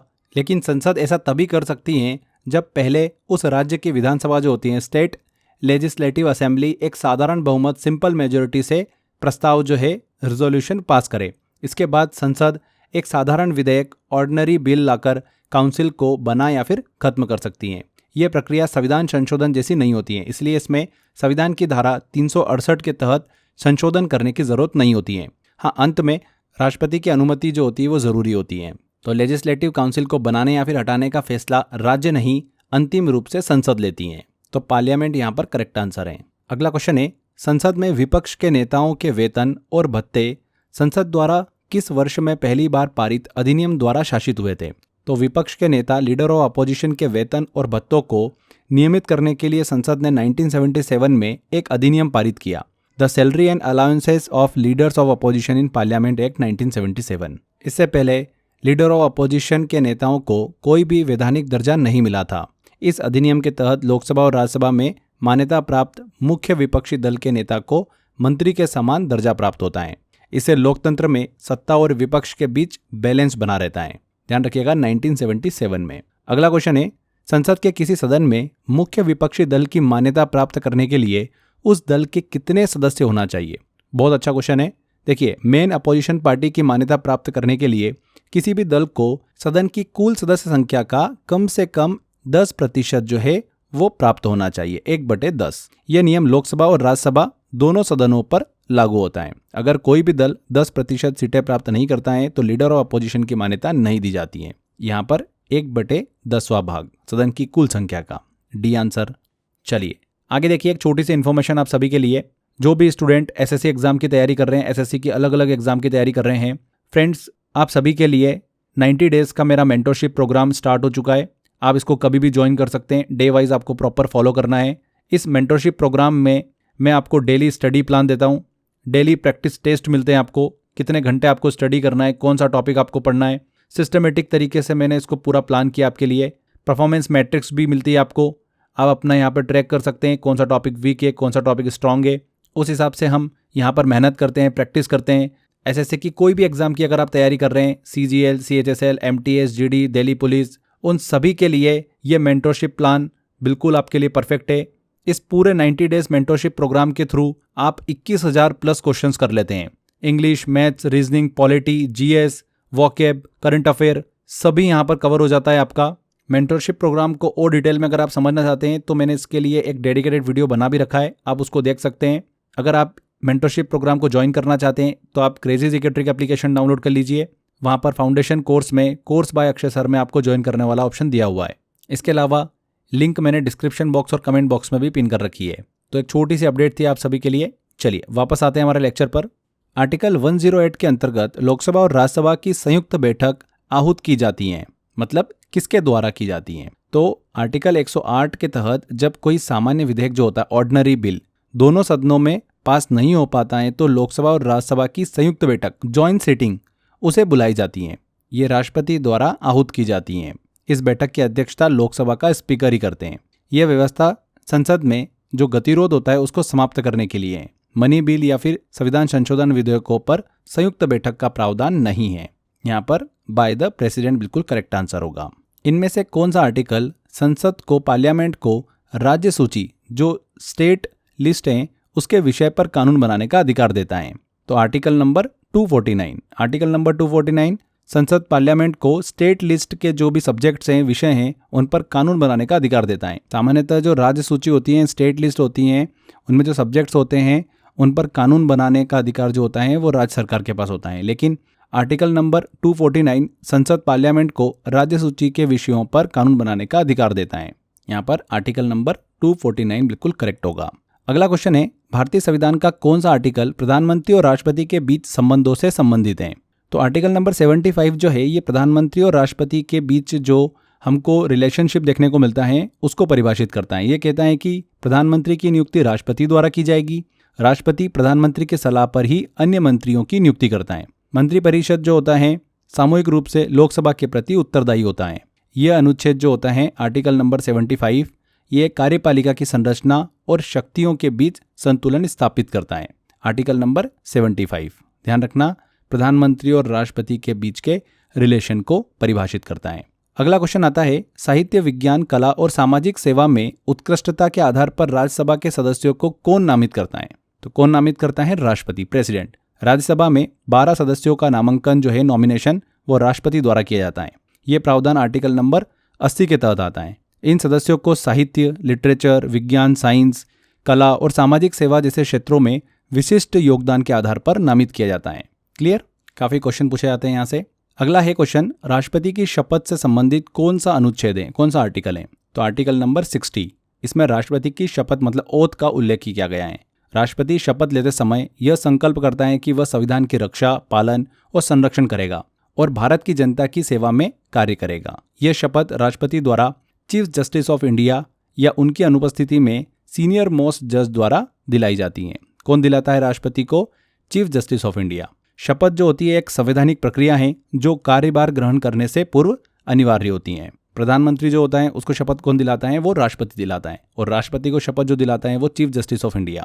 अगर चीफ जस्टिस ऑफ इंडिया अनुपस्थित है तो उस कंडीशन में सीनियर मोस्ट जज उसे शपथ दिलाता है। इनमें से कौन राष्ट्रपति योजना आयोग के उपाध्यक्ष थे? तो कौन है वो प्रेसिडेंट जो वाइस चेयरमैन रहे हैं प्लानिंग कमीशन के? तो प्रणब मुखर्जी। प्रणब मुखर्जी ने राष्ट्रपति बनने से पहले कई महत्वपूर्ण पदों पर कार्य किया था, जिनमें भारत सरकार के मंत्री और योजना आयोग के उपाध्यक्ष का पद भी शामिल था। 2012 में भारत के राष्ट्रपति बने थे प्रणब मुखर्जी। क्लियर? ध्यान रखिएगा, यहाँ पर डी आंसर बिल्कुल करेक्ट है। भारतीय डाकघर संशोधन विधेयक 1986 के लिए किस राष्ट्रपति ने पॉकेट वीटो का इस्तेमाल किया? तो पॉकेट वीटो का उपयोग भारत में पहली बार राष्ट्रपति ज्ञानी जैल सिंह ने किया था। उन्होंने Indian post office amendment bill 1986 पर हस्ताक्षर नहीं किए और न ही उसे अस्वीकार किया। इसे अनिश्चित काल तक लंबित रखा। यह विधेयक सरकार को डाक पत्रों को खोलने का अधिकार देता था, जो नागरिक स्वतंत्रता का उल्लंघन माना गया। यहाँ पर सी आंसर सही होगा, ज्ञानी जैल सिंह। अगला क्वेश्चन लेते हैं, भारतीय संविधान का कौन सा आर्टिकल भारत के राष्ट्रपति के चुनाव से संबंधित है? तो भारतीय राष्ट्रपति के चुनाव का प्रावधान जो है वो आर्टिकल 54 में किया गया है। इसमें क्या बताया गया है कि राष्ट्रपति का चुनाव इलेक्टोरल कॉलेज द्वारा किया जाएगा, जिसमें कौन कौन शामिल होंगे? लोकसभा, विधानसभा के निर्वाचन सदस्य, राज्यसभा के सदस्य शामिल होते हैं। इसमें कौन कौन शामिल नहीं होते हैं? तो राज्यसभा के मनोनीत सदस्य और विधान परिषद के सदस्य, ये सभी राष्ट्रपति चुनाव में हिस्सा नहीं लेते हैं। चुनाव जो होता है वो इनडायरेक्ट वोटिंग के जरिए होता है। जो वोटिंग होती है वो प्रोपोर्शनल रिप्रेजेंटेशन प्रणाली से होती है। उसमें क्या प्रयोग होता है? Single transferable vote system. तो यहाँ पर आर्टिकल नंबर 54 बिल्कुल करेक्ट आंसर होगा। आगे बढ़ते हैं, भारतीय संविधान के आर्टिकल 123 के तहत अध्यादेशों जो ऑर्डिनेंस होता है उसको जारी करने की जो पावर होती है वो किसके पास होती है? तो आर्टिकल नंबर 123 के तहत राष्ट्रपति को अध्यादेश ऑर्डिनेंस जारी करने का अधिकार होता है। और ज़रूरत कब होती है? जब संसद का सत्र न चल रहा हो। अध्यादेश की बात करें, ऑर्डिनेंस की बात करें तो एक ऐसा अस्थायी कानून होता है जो संसद की अगली बैठक में अनुमोदन के लिए लाया जाना चाहिए। यदि संसद 6 सप्ताह के भीतर अगर इसे पारित नहीं करती है तो यह स्वतः ही निष्प्रभावी हो जाता है ऑर्डिनेंस। तो राष्ट्रपति के पास में ये पावर होती है। अगला क्वेश्चन है, राष्ट्रपति को संसद के दोनों सदनों के संयुक्त सत्र को संबोधित करने का अधिकार किस अनुच्छेद में निहित है? तो आर्टिकल नंबर 86 राष्ट्रपति को यह पावर देता है कि वह संसद के दोनों सदनों लोकसभा और राज्यसभा को संयुक्त रूप से संबोधित कर सकते हैं। ये जो संबोधन होता है ये संसद के पहले सत्र की शुरुआत में या किसी विशेष अवसर पर किया जाता है। Article number 86। राष्ट्रपति का महाभियोग प्रक्रिया किस अनुच्छेद में वर्णित है? तो इम्पीचमेंट की जो प्रोसेस है राष्ट्रपति के, वो प्रक्रिया जो है आर्टिकल नंबर 61 में दी गई है। राष्ट्रपति को संविधान के उल्लंघन के आधार पर हटाया जा सकता है। इस प्रक्रिया की जो शुरुआत होती है वो संसद के किसी एक सदन में होती है। इसे पास करने के लिए दोनों सदनों में विशेष बहुमत स्पेशल मेजोरिटी की आवश्यकता होती है। Article number 61। प्रेसिडेंट को संसद से विधेयक पुनर्विचार हेतु लौटाने की शक्ति किस प्रकार की वीटो कहलाती हैं?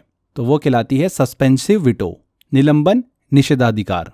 जब राष्ट्रपति पार्लियामेंट द्वारा पारित साधारण विधेयक ऑर्डिनरी बिल को हस्ताक्षर करने के पहले पुनर्विचार के लिए वापस भेजता है तो इसे सस्पेंसिव वीटो कहा जाता है। क्या कहा जाता है? Suspensive veto. यदि संसद दोबारा वही विधेयक बिना संशोधन के पारित कर देती है तो राष्ट्रपति को उसे अनिवार्य रूप से स्वीकृति देनी होती है। फिर ये शक्ति जो होती है केवल साधारण विधेयकों पर लागू होती है, ऑर्डिनरी बिल पर, मनी बिल पर लागू नहीं होती हैं। ये राष्ट्रपति की नरम असहमति मतलब सॉफ्ट डिसअप्रूवल को दर्शाता है। ये जो पावर होती है ना सस्पेंसिव वीटो, वो। आगे बढ़ते हैं। राष्ट्रपति द्वारा वित्तीय आपातकाल लगाने का अधिकार किस अनुच्छेद में दिया गया है? तो फाइनेंशियल इमरजेंसी डिक्लेयर करने की जो पावर है वो किस आर्टिकल में है? Article number 360। आपातकाल जो है, वित्तीय आपातकाल, वो पूरे भारत में लगेगा तो 360 डिग्री, ऐसा दिमाग में रख लो। तो आर्टिकल नंबर 360 राष्ट्रपति को वित्तीय आपातकाल, फाइनेंशियल इमरजेंसी घोषित करने की शक्ति देता है। हालांकि आज तक ये आपातकाल जो है इमरजेंसी भारत में कभी भी लागू नहीं हुई है। अगला क्वेश्चन है, राष्ट्रपति संसद के किस प्रकार के विधेयक को वापस नहीं कर सकता है? तो मनी बिल को वापस नहीं कर सकता क्योंकि यह केवल लोकसभा में पेश होता है और राज्यसभा इसे केवल सिफारिश दे सकती है। राष्ट्रपति को इसे स्वीकृति देना अनिवार्य होता है। ये प्रावधान आर्टिकल नंबर 110 के तहत परिभाषित है और इसे लोकसभा अध्यक्ष द्वारा प्रमाणित किया जाता है। मनी बिल पर सस्पेंसिव और पॉकेट वीटो जो है वो लागू नहीं होता है। किस स्थिति में राष्ट्रपति को आर्टिकल 356 लागू करने की अनुमति होती है? आर्टिकल 356 राष्ट्रपति को तब राज्य में प्रेसिडेंट रूल लागू करने की अनुमति देता है जब वहां का संवैधानिक तंत्र विफल हो जाए। इसका उपयोग तब होता है जब राज्य सरकार संविधान के अनुसार कार्य नहीं कर पा रही हो। राज्यपाल की रिपोर्ट के आधार पर या फिर राष्ट्रपति स्वयं संतुष्ट होने पर इसे लागू कर सकता है। इसे 6 महीने तक लागू किया जा सकता है और आवश्यक होने पर 3 साल तक बढ़ाया जा सकता है। आर्टिकल नंबर 356 राज्य में संवैधानिक तंत्र की विफलता पर। B answer. राज्यपाल किस आर्टिकल के तहत राज्य की कार्यपालिका शक्ति का प्रयोग करता है? तो गवर्नर जो है वो excise the executive power of the state under which article? Article number 154। अनुच्छेद 154 राज्यपाल को राज्य की कार्यपालिका शक्तियों एग्जीक्यूटिव पावर का प्रयोग करने का अधिकार देता है। ये शक्तियां राज्य की कार्यपालिका से संबंधित सभी मामलों पर लागू होती हैं जिन्हें राज्य सरकार नियंत्रित करती है। राज्यपाल राज्य के कार्यपालिका प्रमुख होते हैं और राज्य मंत्रिपरिषद की सलाह पर कार्य करते हैं। इंपॉर्टेंट क्वेश्चन है, पूछा जाता है आर्टिकल नंबर 154। नेक्स्ट है, यदि राज्यपाल द्वारा कोई अध्यादेश जारी किया जाता है तो वह कितने दिनों में विधायिका से पारित होना चाहिए? तो अगर राज्यपाल कोई ऑर्डिनेंस जारी करता है तो उसे राज्य विधानमंडल द्वारा 6 सप्ताह 6 वीक के भीतर पारित किया जाना आवश्यक है। यदि यह समय सीमा पार हो जाए और विधानसभा की मंजूरी न मिले तो अध्यादेश स्वतः ही अमान्य हो जाता है, लैप्स हो जाता है। अध्यादेश राज्यपाल की कार्यपालिका शक्ति का हिस्सा है और इसका उपयोग विधानसभा सत्र न होने पर किया जाता है। ये प्रावधान संविधान के आर्टिकल 213 में वर्णित हैं। चलिए आगे बढ़ते हैं। राज्यपाल किन परिस्थिति में राष्ट्रपति शासन की सिफारिश कर सकता है? तो राज्यपाल राष्ट्रपति शासन प्रेसिडेंट रूल की सिफारिश कर सकता है जब विधानसभा में स्पष्ट बहुमत न हो या फिर सरकार संविधान के अनुसार कार्य न कर रही हो। यह रिपोर्ट आर्टिकल 356 के अंतर्गत राष्ट्रपति को भेजी जाती है। राज्यपाल गवर्नर की यह सिफारिश संवैधानिक तंत्र की विफलता को शो करती है। यह निर्णय चुनाव के बाद हंग असेंबली, विश्वास मत में हार या फिर विधायकों के त्यागपत्र जैसी स्थिति में देखने को मिलता है। राष्ट्रपति इस सिफारिश पर प्रेसिडेंट रूल लागू कर सकता है। ठीक है, तो यहाँ पर when no majority in assembly, विधानसभा में बहुमत न होने पर। नेक्स्ट क्वेश्चन है, राज्यपाल की भूमिका संविधान के किस भाग में वर्णित है? तो राज्यपाल की भूमिका और शक्तियां हमारे संविधान के भाग 6 में वर्णित हैं। किसमें? भाग 6 में, जो राज्य सरकार से संबंधित हैं। इसमें आर्टिकल नंबर 153 से 167 तक राज्यपाल के पद, उनकी शक्ति, पावर, कार्य और शपथ का विवरण मिलता है। गवर्नर राज्य की कार्यपालिका का संवैधानिक प्रमुख होता है। मुख्यमंत्री की सलाह से ये कार्य करता है। कुछ विशेष स्थिति में यह विवेकाधीन शक्ति भी प्रयोग कर सकता है। तो भाग 6 यहाँ पर करेक्ट आंसर होगा। अगला है, राज्यपाल की भूमिका किस परिस्थिति में सबसे महत्वपूर्ण मानी जाती है? तो राज्यपाल की भूमिका सबसे महत्वपूर्ण तब होती है जब राज्य में राष्ट्रपति शासन प्रेसिडेंट रूल लागू हो। इस स्थिति में राज्यपाल केंद्र और राज्य के बीच मुख्य संपर्क सूत्र होता है। राज्यपाल राज्य प्रशासन का संचालन करता है और राष्ट्रपति प्रेसिडेंट को नियमित रिपोर्ट भेजता है। तो राष्ट्रपति शासन के दौरान, during president rule. B answer. राज्यपाल किस आर्टिकल के तहत राष्ट्रपति को राज्य की रिपोर्ट भेजता है? तो आर्टिकल नंबर 356 के तहत। 356 राज्यपाल को यह अधिकार देता है कि वह राज्य के संवैधानिक स्थिति पर रिपोर्ट राष्ट्रपति को भेजे। यदि राज्यपाल को लगता है कि सरकार संविधान के अनुसार कार्य नहीं कर पा रही है तो वह यह रिपोर्ट जो है वो भेज सकता है। इस रिपोर्ट के आधार पर राष्ट्रपति जो होता है प्रेसिडेंट, वो प्रेसिडेंट रूल लागू कर सकते हैं। यह आपातकालीन प्रावधान है और केवल असाधारण परिस्थितियों में ही लागू होता है, आर्टिकल नंबर 356 के तहत। नेक्स्ट क्वेश्चन आता है, किस आर्टिकल के तहत गवर्नर राज्यपाल को विधानसभा को भंग करने की शक्ति प्राप्त होती है, जबकि राष्ट्रपति संसद को भंग नहीं कर सकता। राज्यपाल को भंग करने की शक्ति है, राष्ट्रपति के पास तो कोई ऐसी पावर ही नहीं है कि संसद को वो भंग करे। राज्यपाल के पास होती है विधानसभा को भंग करने की शक्ति, और वो होती है आर्टिकल नंबर 174 के तहत। आर्टिकल नंबर 174 राज्यपाल गवर्नर को यह शक्ति देता है कि वह विधानसभा को भंग मतलब डिसॉल्व कर सकता है और उसका सत्र बुला सकता है। यह शक्ति राज्य सलाहकार की सलाह पर होती है, लेकिन विशेष परिस्थितियों में राज्यपाल विवेकाधीन शक्ति भी प्रयोग कर सकता है। दूसरी ओर राष्ट्रपति की बात करते हैं हम, तो संसद को स्वतः भंग करने का अधिकार नहीं होता है उसके पास, वह केवल प्रधानमंत्री की सलाह पर लोकसभा को भंग कर सकता है। इसलिए राज्यपाल की यह शक्ति जो होती है बहुत ही विशिष्ट मानी जाती है, मतलब प्रेसिडेंट के पास भी वो पावर नहीं है जो राज्यपाल के पास है। नेक्स्ट क्वेश्चन आता है, जब भारत के संविधान में मौलिक कर्तव्यों को शामिल किया गया था तब भारत के प्रधानमंत्री कौन थे? आजकल इस तरीके से क्वेश्चन काफी देखने को मिल रहे हैं। तो फंडामेंटल ड्यूटीज को जो भारतीय संविधान में शामिल किया गया 1976 में, तब भारत के जो प्रधानमंत्री थी वो कौन थी? इंदिरा गांधी थी। 42वें संविधान संशोधन के तहत इन्हें जोड़ा गया था हमारे संविधान में। कौन सी समिति की सिफारिश पर? स्वर्ण सिंह समिति की सिफारिश पर। ठीक है, अगला क्वेश्चन आता है, इनमें से किसने भारत के प्रधानमंत्री के रूप में सबसे कम समय तक कार्य किया है? तो अगर इनमें बात करें हम फ्रेंड्स, तो चंद्रशेखर ने। चंद्रशेखर भारत के प्रधानमंत्री के रूप में सबसे कम समय तक कार्यरत रहे। 10 नवंबर 1990 से लेकर 21 जून 1991 तक, केवल 224 दिन, लगभग जो होते हैं 7.5 महीने, इन्होंने प्रधानमंत्री के रूप में कार्य किया। उनकी जो सरकार थी उसने बिना पूर्ण बहुमत के काम किया और अंततः समर्थन वापसी के कारण सरकार जो है वो गिर गई। आगे बढ़ते हैं, भारत में मंत्रिपरिषद मतलब काउंसिल ऑफ मिनिस्टर के गठन की प्रक्रिया किस आर्टिकल में दी गई है? तो आर्टिकल नंबर 74, बहुत इंपॉर्टेंट है, अभी रिसेंटली एग्जाम में भी पूछा हुआ क्वेश्चन है। आर्टिकल नंबर 74 भारत में मंत्रिपरिषद काउंसिल ऑफ मिनिस्टर के गठन और उसके राष्ट्रपति को दी जाने वाली सलाह का प्रावधान करता है। यह कहता है कि राष्ट्रपति जो है वो मंत्रिपरिषद की सलाह के अनुसार कार्य करेगा, जिसका प्रमुख प्रधानमंत्री होता है। यह आर्टिकल भारत की कार्यपालिका की सामूहिक जिम्मेदारी और लोकतांत्रिक प्रणाली को शो करता है। मंत्रिपरिषद की संरचना, स्ट्रक्चर और शक्ति मतलब पावर इसी आर्टिकल से संचालित होती हैं। Article number 74। नेक्स्ट क्वेश्चन आता है, किस प्रधानमंत्री के कार्यकाल के दौरान भारत ने पोखरण 2 परमाणु परीक्षण किया था? तो भारत ने पोखरण 2 परमाणु परीक्षण मई 1998 में अटल बिहारी वाजपेयी के नेतृत्व वाली सरकार के दौरान किया। इस परीक्षण को ऑपरेशन शक्ति के नाम से जाना जाता है। यह परीक्षण राजस्थान के पोखरण में किया गया और भारत को परमाणु शक्ति संपन्न राष्ट्र के रूप में स्थापित किया। इससे पहले 1974 में पहला परीक्षण इंदिरा गांधी के समय हुआ था, जिसे स्माइलिंग बुद्धा कहा गया। पोखरण 2 ने भारत की सुरक्षा और रणनीतिक स्वायत्ता को वैश्विक मतलब ग्लोबल मंच पर सशक्त किया है। यहाँ पर अटल बिहारी वाजपेयी करेक्ट आंसर होगा। नेक्स्ट क्वेश्चन लेते हैं, किस आर्टिकल के तहत राष्ट्रपति प्रधानमंत्री की नियुक्ति करता है? तो आर्टिकल नंबर 75 के अनुसार राष्ट्रपति जो है वो प्रधानमंत्री की नियुक्ति करता है। राष्ट्रपति उस व्यक्ति को प्रधानमंत्री नियुक्त करता है जिसे लोकसभा में बहुमत प्राप्त हो या फिर बहुमत का समर्थन प्राप्त हो। प्रधानमंत्री की सिफारिश पर राष्ट्रपति अन्य मंत्रियों की भी नियुक्ति करता है। यह आर्टिकल कार्यपालिका की संचालन का मुख्य आधार है और संसदीय प्रणाली की भी पुष्टि करता है।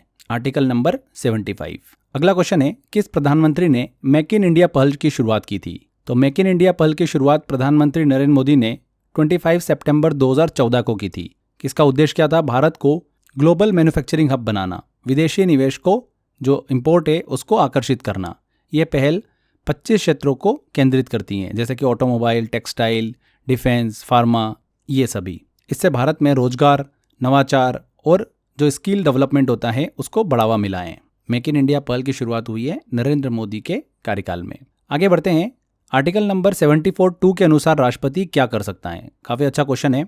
आर्टिकल नंबर 74(2) इसके अनुसार राष्ट्रपति को यह पावर मिली है, अधिकार है कि वह मंत्रिपरिषद की दी गई सलाह को एक बार पुनर्विचार रिकंसिडरेशन हेतु लौटा सकता है। लेकिन यदि मंत्रिपरिषद वही सलाह फिर से दे दे तो राष्ट्रपति को उसे स्वीकार करना अनिवार्य होता है। यह आर्टिकल कार्यपालिका में सामूहिक जिम्मेदारी और राष्ट्रपति की सीमित भूमिका को शो करता है। यह भारत की संसदीय प्रणाली के संतुलन को बनाकर रखता है आर्टिकल नंबर 74(2). तो यहाँ पर रिटर्न एडवाइस फॉर रिकंसिडरेशन, सलाह को वापस भेज सकते हैं, बी आंसर। अगला क्वेश्चन है, भारत के पहले उप प्रधानमंत्री कौन थे? तो भारत के पहले उप प्रधानमंत्री डिप्यूटी प्राइम मिनिस्टर कौन थे? सरदार वल्लभ भाई पटेल। स्वतंत्र भारत के पहले गृह मंत्री भी थे। उन्हें लौह पुरुष, आयरन मैन के नाम से जाना जाता है।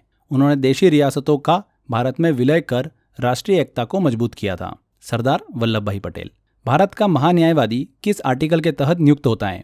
तो आर्टिकल नंबर 76 के तहत। आर्टिकल नंबर 76 के अनुसार भारत के महान्यायवादी अटॉर्नी जनरल ऑफ इंडिया की नियुक्ति राष्ट्रपति के द्वारा की जाती है। ये केंद्र सरकार, सेंट्रल गवर्नमेंट का मुख्य विधिक सलाहकार होता है, चीफ लीगल एडवाइजर होता है। बी आंसर यहाँ पर करेक्ट होगा। नेक्स्ट आता है क्वेश्चन, किस आर्टिकल में राज्य के लिए विधानमंडल का प्रावधान है? लेजिस्लेचर ऑफ स्टेट का प्रावधान किस आर्टिकल में किया गया है? आर्टिकल नंबर 168 में। आर्टिकल नंबर 168 राज्य के लिए विधानमंडल की संरचना का प्रावधान करता है। ये कहता है कि राज्य में या तो एक सदनीय या फिर द्विसदनीय व्यवस्था हो सकती है। द्विसदनीय विधानमंडल में होता है एक तो विधानसभा और दूसरा विधान परिषद। किस राज्य में कौन सी व्यवस्था होगी, इसका जो डिसीजन होता है वो संसद द्वारा किया जाता है। किसके द्वारा? संसद के द्वारा। चलिए आगे बढ़ते हैं। भारत में कितने राज्यों में द्विसदनीय विधानमंडल है? मतलब जहां पर विधानसभा भी है और विधान परिषद भी है, लेजिस्लेटिव असेंबली है और लेजिस्लेटिव काउंसिल भी है। तो भारत के केवल ऐसे 5 राज्य जहां पर द्विसदनीय विधानमंडल है: उत्तर प्रदेश, महाराष्ट्र, बिहार, आंध्र प्रदेश और तेलंगाना। इन राज्यों में लोअर हाउस और अपर हाउस दोनों हैं। अन्य सभी राज्यों में केवल एक सदनीय विधानमंडल होता है। जो विधान परिषद होता है, लेजिस्लेटिव काउंसिल होती है, उसका गठन या फिर समाप्ति आर्टिकल नंबर 169 के तहत संसद द्वारा किया जाता है। ये बहुत ही इंपॉर्टेंट है, संसद के द्वारा किया जाता है। राष्ट्रपति जो है वो ये डिसाइड नहीं करता है, ना ही प्रधानमंत्री डिसाइड करता है, ये संसद के द्वारा किया जाता है। अगला क्वेश्चन आता है, किसी राज्य के मुख्यमंत्री को हटाने के लिए कौन सा तरीका होता है? तो राज्य के अगर मुख्यमंत्री को हटाना है तो उसके लिए नो कॉन्फिडेंस मोशन लाना होता है। मुख्यमंत्री को हटाने का सबसे संवैधानिक तरीका होता है अविश्वास प्रस्ताव। यदि मुख्यमंत्री विधानसभा में बहुमत का समर्थन खो देता है तो विधायक अविश्वास प्रस्ताव पारित कर सकते हैं। यदि यह प्रस्ताव बहुमत से पारित होता है तो मुख्यमंत्री को त्यागपत्र देना होता है। राज्यपाल केवल तभी हटा सकता है जब मुख्यमंत्री बहुमत साबित करने में विफल हो। अदालत या फिर प्रधानमंत्री के पास में मुख्यमंत्री को हटाने का कोई भी अधिकार नहीं होता है। क्लियर? चलिए आगे बढ़ते हैं। राज्यपाल किस स्थिति में ऑर्डिनेंस जारी कर सकता है? तो राज्यपाल जो होता है वो आर्टिकल नंबर 213 के तहत अध्यादेश को तब जारी कर सकता है जब विधानसभा सत्र में नहीं होती है या फिर भंग होती है। ये जो अध्यादेश होता है ये एक अस्थायी कानून होता है जिसकी वैधता अधिकतम 6 सप्ताह की होती है जब विधानसभा पुनः सत्र में आती है। अध्यादेश केवल तभी जारी किया जा सकता है जब स्थिति तत्कालिक हो और विधायी कार्य आवश्यक हो। तो यहाँ पर विधानसभा भंग हो या सत्र में न हो, when assembly is not in session. अगला क्वेश्चन है, चलिए नेक्स्ट है, राज्य में मनी बिल धन विधेयक किसके अनुमोदन से पेश किया जाता है? मतलब किसकी प्रायर रिकमेंडेशन पर? तो राज्यपाल की रिकमेंडेशन पर मनी बिल को पेश किया जाता है। भारतीय संविधान के आर्टिकल 207 के अनुसार राज्य में कोई भी मनी बिल धन विधेयक राज्यपाल की पूर्व स्वीकृति प्रायर रिकमेंडेशन के बिना विधानसभा में पेश नहीं किया जा सकता।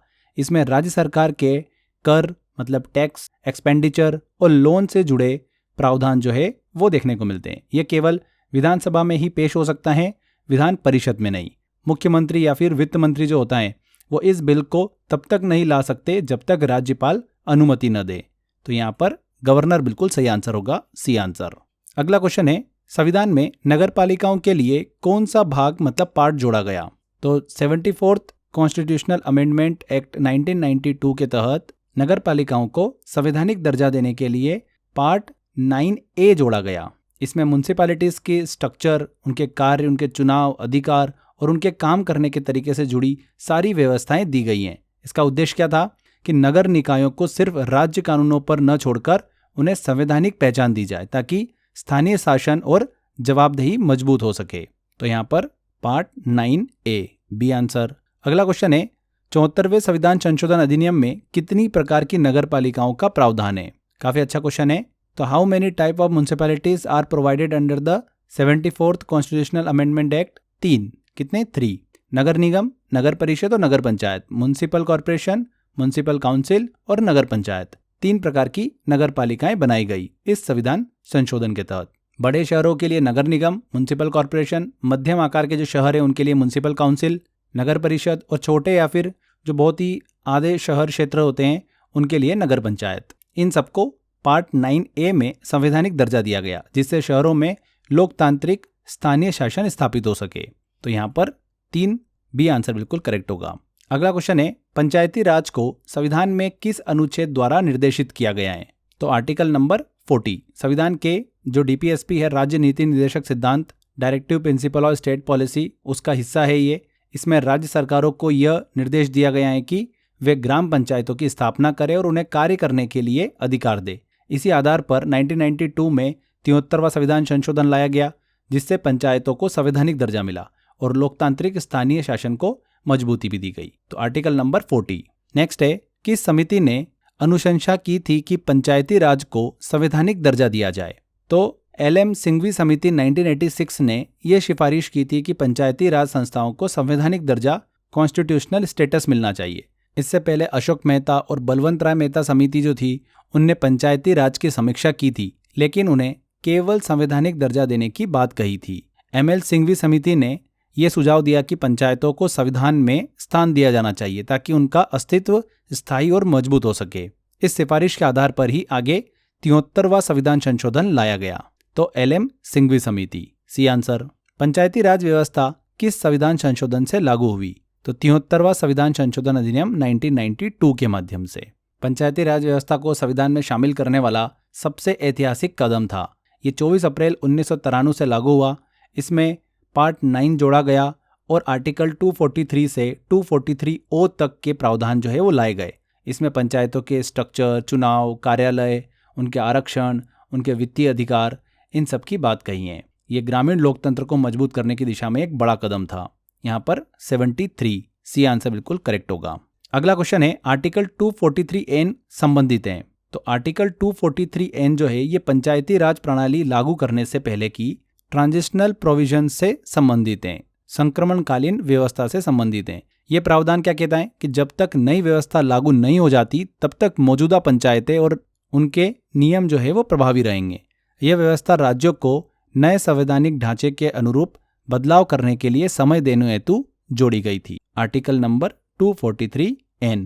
बेसिकली इसका मकसद ये था कि पंचायतें जो है उनका जो संचालन है वो लगातार बिना रुकावट के जारी रहे जब तक कि नई व्यवस्था जो है वो लागू नहीं हो जाती। अगला क्वेश्चन है, कौन सा आर्टिकल राज्य वित्त आयोग के गठन से संबंधित है? तो आर्टिकल नंबर 243I। 243I राज्य सरकार को यह इंस्ट्रक्शन देता है कि वह प्रत्येक 5 वर्ष में एक राज्य वित्त आयोग स्टेट फाइनेंस कमीशन का गठन करे। इसका कार्य क्या होता है? पंचायतों को मिलने वाली वित्तीय सहायता, जो टैक्स होता है उसका बंटवारा, अनुदान, इन सब पर सिफारिशें देना। यह आयोग पंचायतों की आर्थिक स्वतंत्रता और जवाबदेही इंश्योर करता है। आयोग की रिपोर्ट राज्यपाल को सौंपी जाती है और उसे विधानसभा में प्रस्तुत भी किया जाता है। अगला क्वेश्चन है, संविधान के अनुसार नगरपालिकाओं की वित्तीय शक्ति से संबंधित अनुच्छेद कौन सा है? तो फाइनेंशियल पावर ऑफ म्युनिसिपैलिटीज से संबंधित आर्टिकल कौन सा है?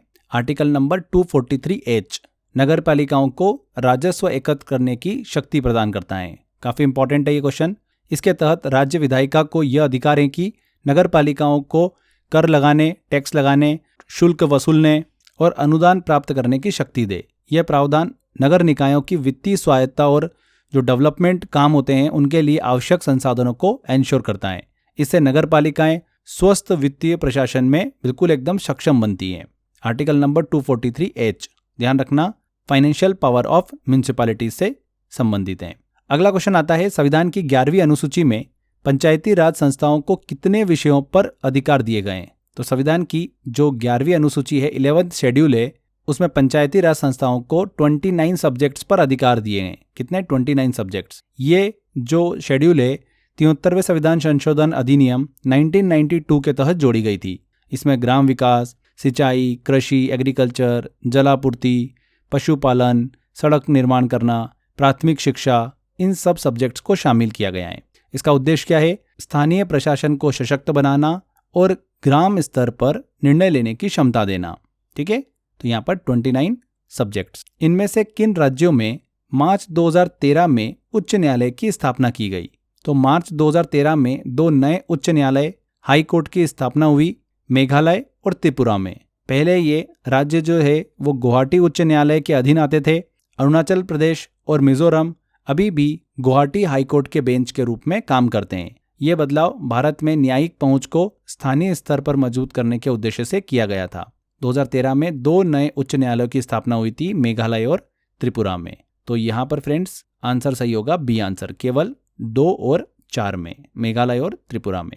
अगला क्वेश्चन आता है, भारतीय संविधान के किस आर्टिकल के अंतर्गत केंद्रीय प्रशासनिक अधिकरण सेंट्रल एडमिनिस्ट्रेटिव ट्रिब्यूनल CAT के निर्णय को उच्चतम न्यायालय में चुनौती दी जा सकती है? तो आर्टिकल नंबर 323A के तहत सेंट्रल एडमिनिस्ट्रेटिव ट्रिब्यूनल CAT की स्थापना की गई। ये ट्रिब्यूनल सरकारी कर्मचारियों की सेवा संबंधी मामलों का निपटारा करता है। CAT के निर्णयों को सीधे उच्चतम न्यायालय सुप्रीम कोर्ट में चुनौती दी जा सकती है। हाई कोर्ट में अपील का प्रावधान नहीं होता है। यह 42वें संविधान संशोधन 1976 के जरिए संविधान में जोड़ा गया था। CAT जो होती है केवल सरकारी एम्प्लॉय के लिए होती है, all India service and central services. इसका निर्णय बिल्कुल फाइनल होता है, लेकिन सुप्रीम कोर्ट में स्पेशल लीव पिटीशन SLP के जरिए चैलेंज किया जा सकता है। यह व्यवस्था इसलिए बनाई गई ताकि सिविल सर्विस विवादों का जल्द और विशेष निपटारा हो सके। तो किस आर्टिकल के अंतर्गत CAT के निर्णय को उच्चतम न्यायालय में चुनौती दी जा सकती है? आर्टिकल नंबर 323A के तहत। अगला क्वेश्चन लेते हैं, इनमें से कौन सी रिट ऐसी है जो केवल किसी सरकारी पदाधिकारी के विरुद्ध जारी की जा सकती है? कौन सी ऐसी रिट है? परमादेश, मैंडेमस। मैंडेमस का मतलब होता है कि वी कमांड, यानी हम आदेश देते हैं। यह रिट सिर्फ सरकारी अधिकारी या फिर पब्लिक बॉडी के खिलाफ ही जारी की जाती है। अगर कोई सरकारी अफसर वो काम नहीं कर रहा जो वो कानूनन करने के लिए बाध्य हैं, तो कोर्ट उसे आदेश देता है कि वो अपना कर्तव्य निभाए। यह कभी भी प्राइवेट व्यक्ति के खिलाफ लागू नहीं होती है। यह रिट नागरिकों को सरकारी निष्क्रियता के खिलाफ संवैधानिक हथियार देती है। यह रिट आर्टिकल 32 सुप्रीम कोर्ट और आर्टिकल 226 हाई कोर्ट के तहत प्राप्त की जा सकती हैं। अगला क्वेश्चन लेते हैं, इनमें से किसने उच्चतम न्यायालय के न्यायाधीश तथा लोकसभा अध्यक्ष दोनों पद सुशोभित किए हैं? मतलब इन दोनों पद पे हो रहा है, तो वो कौन रहा है? KS हेगड़े। KS हेगड़े भारत के इकलौते ऐसे व्यक्ति हैं जो पहले सुप्रीम कोर्ट के जज रहे और बाद में लोकसभा स्पीकर बने। 6वीं लोकसभा 1977 से 1980 में ये अध्यक्ष बने थे, जब जनता पार्टी की सरकार थी। उनका करियर भारतीय लोकतंत्र के 2 स्तंभों न्यायपालिका और विधायिका में शानदार योगदान के लिए याद किया जाता है। उनकी भूमिका यह साबित करती है कि न्याय और लोकतंत्र को साथ लेकर चला जा सकता है। तो KS हेगड़े यहाँ पर करेक्ट आंसर होगा। नेक्स्ट आता है, उच्चतम न्यायालय द्वारा अब तक की दूसरी सबसे बड़ी संविधान पीठ किस केस में बनी थी? किस केस में बनी थी फ्रेंड्स? गोलकनाथ केस। काफी इंपॉर्टेंट है। Golaknath versus state of Punjab 1967 में सुप्रीम कोर्ट ने 11 जजों की संवैधानिक पीठ बनाई थी, जो अब तक की दूसरी सबसे बड़ी बेंच थी। इस केस का मुख्य मुद्दा क्या था? क्या संसद मौलिक अधिकारों फंडामेंटल राइट्स को संशोधित कर सकती है? कोर्ट ने कहा कि मौलिक अधिकारों को नहीं छुआ जा सकता, यानी संसद उनका संशोधन नहीं कर सकती। हालांकि यह फैसला बाद में केशवानंद भारती केस 1973 में पलट गया, जिसमें 13 जजों की सबसे बड़ी पीठ बनी और बेसिक स्ट्रक्चर डॉक्ट्रिन सामने आया। गोलकनाथ केस भारत के संवैधानिक इतिहास में एक बड़ा मोड़ माना जाता है। तो यहाँ पर गोलकनाथ केस बिल्कुल सही आंसर होगा। अगला क्वेश्चन है, संविधान के किस आर्टिकल के अंतर्गत न्यायालयों द्वारा संसद की कार्यवाहियों की जांच करना प्रतिबंधित किया गया है? तो किस आर्टिकल के तहत? Article number 122। 122 क्या बोलता है? न्यायालय संसद की कार्यवाही की वैधता पर प्रश्न नहीं उठा सकता। इसमें स्पष्ट कहा गया है कि संसद पार्लियामेंट की कार्यवाही और प्रक्रिया की न्यायिक समीक्षा नहीं की जा सकती जब तक कि कोई प्रक्रिया संबंधी अनियमितता न हो। इसका मेन पर्पस यही है कि विधायिका की स्वायत्तता को सुरक्षित रखना, सिक्योर रखना। इससे संसद को अपने कार्यों को स्वतंत्र रूप से करने की संवैधानिक गारंटी मिलती है और संसद और न्यायपालिका के बीच बैलेंस बना रहता है। अगला क्वेश्चन लेते हैं, भारतीय संविधान का कौन सा आर्टिकल उच्च न्यायालय को अभिलेख न्यायालय कोर्ट ऑफ रिकॉर्ड का दर्जा प्रदान करता है? कौन सा? Article number 215। 215 के अनुसार भारत का प्रत्येक हाईकोर्ट जो है एक कोर्ट ऑफ रिकॉर्ड यानी अभिलेख न्यायालय होता है। कोर्ट ऑफ रिकॉर्ड का मतलब यह है कि हाईकोर्ट द्वारा दिए गए निर्णय और कार्यवाही को सरकारी प्रमाणिक रिकॉर्ड माना जाएगा, जिन्हें कोई भी कोर्ट अस्वीकार नहीं कर सकता। इसका एक और महत्वपूर्ण मतलब यह भी है कि हाईकोर्ट के पास अपनी गरिमा की रक्षा के लिए कंटेम्प्ट ऑफ कोर्ट की पूरी शक्ति होती है। सुप्रीम कोर्ट को यही दर्जा आर्टिकल नंबर 129 में दिया गया है। यह प्रावधान हाईकोर्ट की स्वायत्तता और गरिमा और अधिकार को दर्शाता है। नेक्स्ट क्वेश्चन आता है, भारतीय संविधान का कौन सा आर्टिकल उच्चतम न्यायालय सुप्रीम कोर्ट की स्थापना से संबंधित है? तो आर्टिकल नंबर 124 के अंतर्गत भारत के सर्वोच्च न्यायालय की स्थापना का प्रावधान है। 26 जनवरी 1950 से ये प्रभावी हुआ और उसी दिन फेडरल कोर्ट को समाप्त कर सुप्रीम कोर्ट स्थापित किया गया। सुप्रीम कोर्ट भारत का सर्वोच्च न्यायिक प्राधिकरण है। इसका मुख्यालय कहाँ पर है? दिल्ली में। अगला क्वेश्चन आता है, प्रेसिडेंट द्वारा जारी ऑर्डिनेंस अध्यादेश की अधिकतम वैधता कितने समय तक होती है? तो राष्ट्रपति प्रेसिडेंट द्वारा जारी अध्यादेश ऑर्डिनेंस की अधिकतम वैधता होती है 6 सप्ताह प्लस 6 महीने, यानी कुल लगभग 7.5 महीने। तो यहाँ पर बी आंसर बिल्कुल करेक्ट होगा। यह अध्यादेश आर्टिकल 123 के तहत तब जारी किया जाता है जब संसद सत्र में नहीं होती है। अगला क्वेश्चन लेते हैं, राष्ट्रपति किस आर्टिकल के तहत भारत के सीएजी की नियुक्ति करते हैं? तो आर्टिकल नंबर 148 के तहत। Controller and auditor general of India, Bharat के नियंत्रक एवं महालेखा परीक्षक, इनकी नियुक्ति आर्टिकल 148 के तहत राष्ट्रपति के द्वारा की जाती है। सीएजी केंद्र और राज्य सरकारों के राजस्व और व्यय की लेखा परीक्षा करता है। इनकी जो रिपोर्ट होती है वो संसद में रखी जाती है और पब्लिक अकाउंट्स कमेटी पीएससी द्वारा जांची जाती है। 148 आर्टिकल। अगला क्वेश्चन है, भारत में वित्त आयोग का गठन, जो फाइनेंस कमीशन होता है, उसका गठन किस आर्टिकल के अंतर्गत किया जाता है? तो आर्टिकल 280 के तहत। भारत के राष्ट्रपति प्रत्येक 5 वर्ष में एक वित्त आयोग फाइनेंस कमीशन का गठन करते हैं। इसका उद्देश्य क्या होता है? केंद्र और राज्य के बीच वित्तीय संसाधनों के वितरण की सिफारिश करना।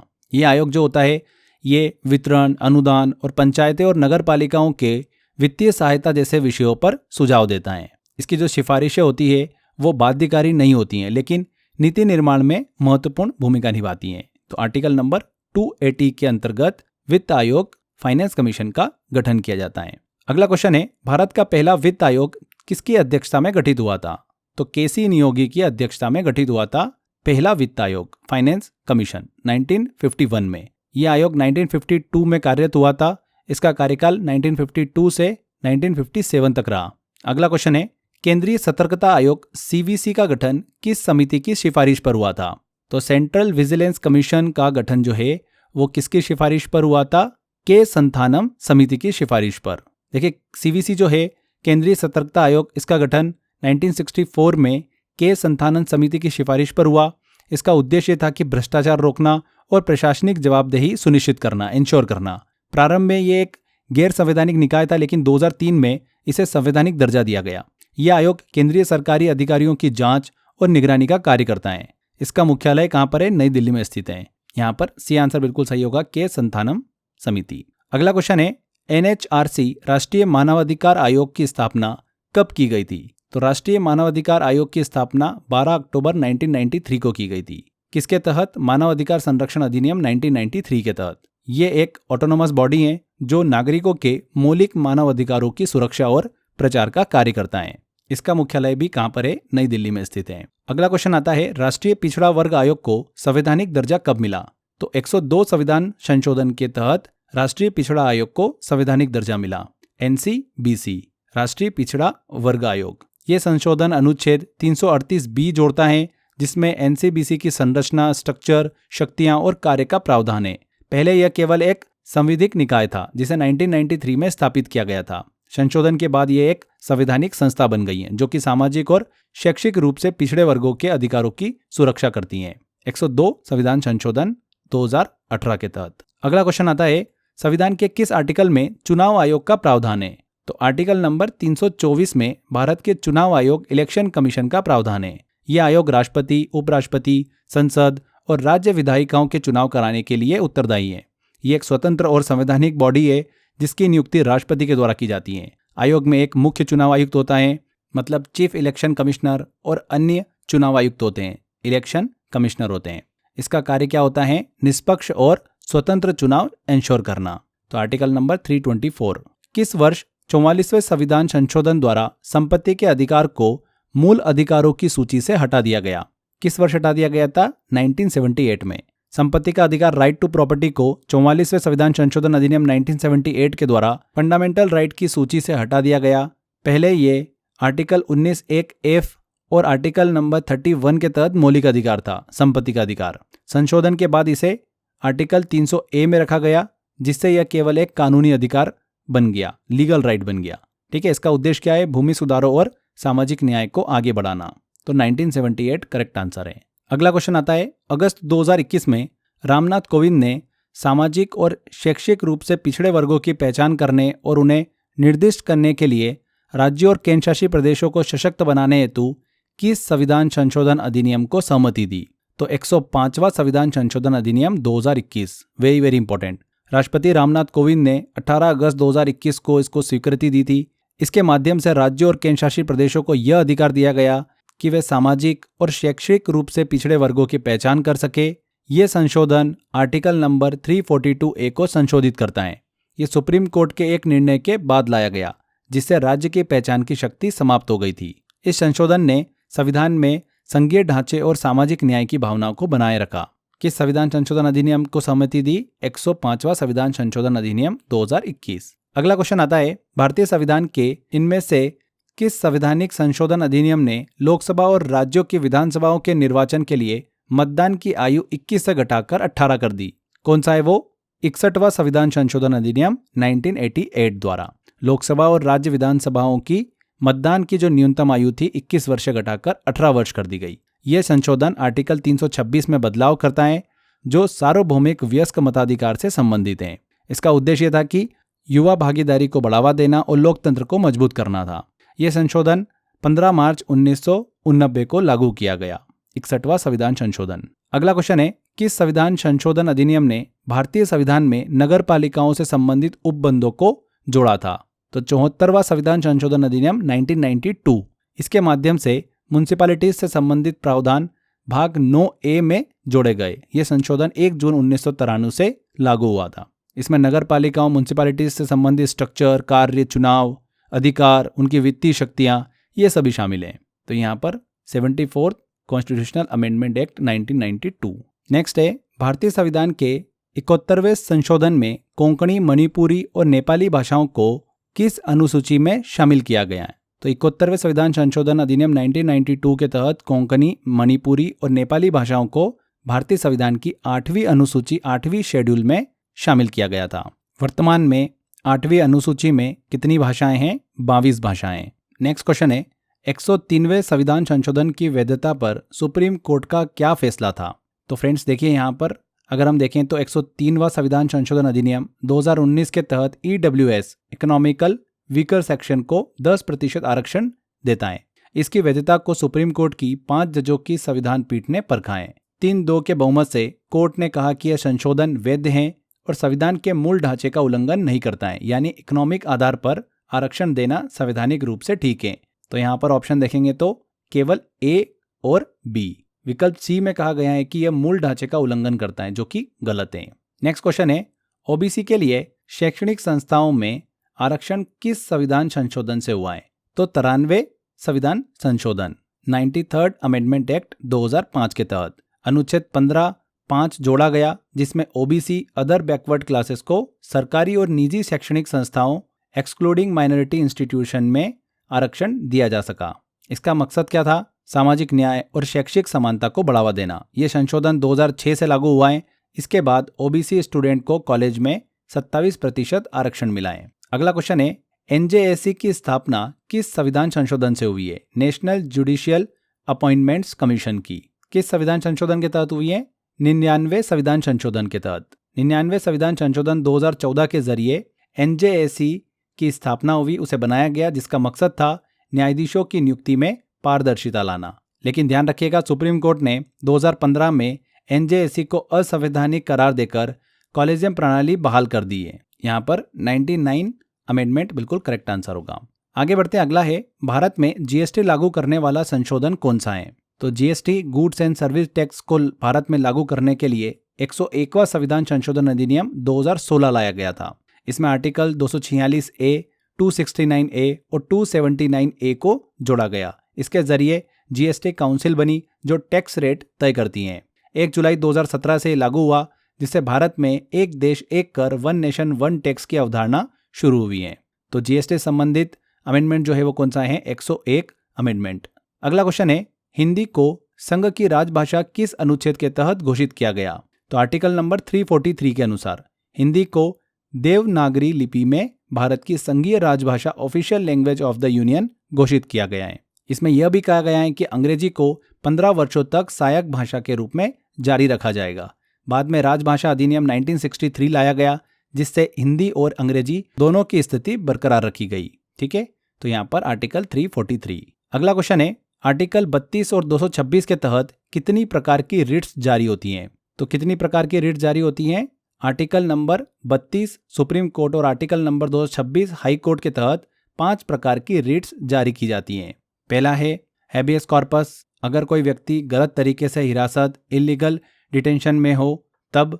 दूसरा है मैंडेमस, तीसरा है प्रोहिबिशन, चौथा है सर्शियोररी और पांचवा है को वारंटो।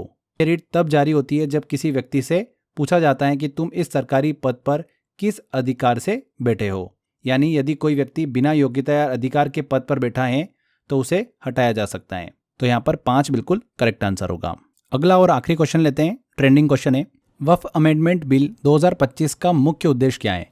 देखिए फ्रेंड्स, वक्फ अमेंडमेंट बिल 2025 का मुख्य उद्देश्य है वक्फ प्रबंध में पारदर्शिता बढ़ाना, प्रशासन को आधुनिक बनाना और कानूनी विवादों को कम करना। वक्फ अमेंडमेंट बिल 2025 लाया गया है ताकि भारत में वक्फ संपत्तियों का प्रबंधन बेहतर हो सके। इस बिल का मकसद है कि वक्फ संपत्तियों की जानकारी पूरी तरह डिजिटल और पारदर्शी हो। इसमें रिकॉर्ड मैनेजमेंट, विवाद समाधान और आधुनिक नियंत्रण प्रणाली पर जोर दिया गया है। ये 1995 और 2013 के पुराने कानूनों में सुधार लाकर एक इफिशिएंट और अकाउंटेबल वक्फ प्रणाली बनाने की दिशा में एक कदम है। यहाँ पर सी आंसर बिल्कुल करेक्ट होगा। यहाँ पर फ्रेंड्स हमारे सारे इंपॉर्टेंट क्वेश्चंस कंप्लीट होते हैं। मैंने बहुत अच्छे से फिल्टर करके काफ़ी रिसर्च करके क्वेश्चन निकाले हैं। 101% फ्रेंड्स आपको इस वीडियो से एग्जाम में क्वेश्चन देखने को मिलेंगे। एनटीपीसी में यहाँ से भर भर के क्वेश्चन मिलने वाले हैं आपको इस वीडियो से। देखो, अगर सीरियसली अगर एग्जाम को क्रैक करना है आपको, ठीक है, तो जीएस में स्कोर करना पड़ेगा। 40 नंबर का जो हमारा सेक्शन है इसमें आपको अच्छा स्कोर करना पड़ेगा, तभी सिलेक्शन होगा। मैथ्स और रीजनिंग में सभी बच्चे अच्छा स्कोर कर लेंगे, जीएस ही आपका सिलेक्शन डिसाइड करेगा। और जीएस में हर एक सब्जेक्ट को हमको अच्छे से पढ़ना होगा। मैंने बहुत रिसर्च करके आपके लिए 1 लाइनर की एक स्पेशल बुक भी बनाई है लास्ट टाइम रिवीजन के लिए, बिल्कुल एकदम। बहुत सारे क्वेश्चन आपको उसमें से देखने को मिलेंगे, ऑलमोस्ट आपको वही क्वेश्चन देखने को मिलेंगे। 10,000 मैंने 1 लाइनर निकाले, आपको सिर्फ पढ़ना है उसको, सिंपल। तो अगर आप एनटीपीसी के 10,000 1 लाइनर लेना चाहते हो, सब्जेक्ट वाइज दे रखे हैं और बहुत अच्छे से सेग्रीगेशन करके दिए हुए हैं, बिल्कुल एकदम टॉपिक वाइज अच्छे से मैंने उसको सेपरेट करके दिया है। तो बस आपको करना ही है कि उन 1 लाइनर को फटाफट रीड करना है एग्जाम से पहले। मात्र 29 रुपये में सारे सब्जेक्ट्स के आपको 1 लाइनर मिल जाएंगे। इसमें मैंने रेलवे का स्पेशल जीके भी आपको दिया है, वंदे भारत से लेकर जोन से लेकर काफ़ी अच्छा मैंने यहाँ पर कंटेंट आपको दिया है। 29 रुपये में ये पैकेज ले लो और 1 लाइनर पढ़ना शुरू कर दो। बिल्कुल भी देर मत करो, बहुत अच्छा टाइम है, अच्छे से सारे के सारे 1 लाइनर कंप्लीट कर लो। 101% फ्रेंड्स आपको क्वेश्चन इसी में से देखने को मिलेगा।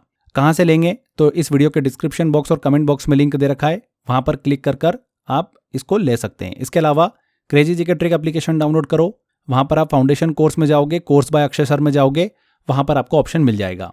दुनिया भर की बेचेस आपने ले रखी है, कोई बात नहीं, पर लास्ट टाइम ये जरूर ट्राई करना, जीएस का प्रॉब्लम आपका खत्म हो जाएगा।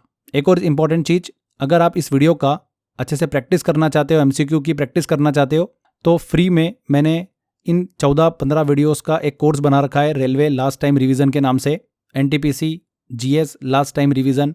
आप एप्लीकेशन में जाओ, फाउंडेशन कोर्स में कोर्स बाय अक्षय सर में जाना, वहाँ पर आपको ये कोर्स एक मैंने क्रिएट कर रखा है, फ्री में मिल जाएगा। इसके अंदर वीडियो भी मिल जाएगा, इसके अंदर आपको इस वीडियो का पीडीएफ भी मिल जाएगा और प्रैक्टिस करने के लिए जो क्वेश्चन मैंने आपको सॉल्व कराए इसका टेस्ट भी दे रखा है। तो आप खुद से भी प्रैक्टिस कर लो और लगातार प्रैक्टिस करते रहो, क्वेश्चन आपको 100% इन्हीं चीज़ों में से देखने को मिलेंगे। तो फ्रेंड्स यहाँ पर हमारा वीडियो कंप्लीट होता है। आई होप आपको मेहनत अच्छी लगी है, थोड़ा सा भी आपके नॉलेज में इंप्रूवमेंट हुआ है तो वीडियो को लाइक एंड शेयर ज़रूर कर दीजिएगा। चैनल को अभी तक सब्सक्राइब नहीं कराएं तो चैनल को सब्सक्राइब कर दो। वो जो लाल बटन दिख रहा है आपको वीडियो के नीचे, उसको इतनी बार दबाओ कि वो कभी जीवन में लाल नहीं हो पाए। अगर वीडियो अच्छा लगा है लिटरली तो कमेंट करके ज़रूर बताइएगा। आज के सेशन में इतना ही, मिलते हैं फ्रेंड्स अगले वीडियो में। Till then bye bye.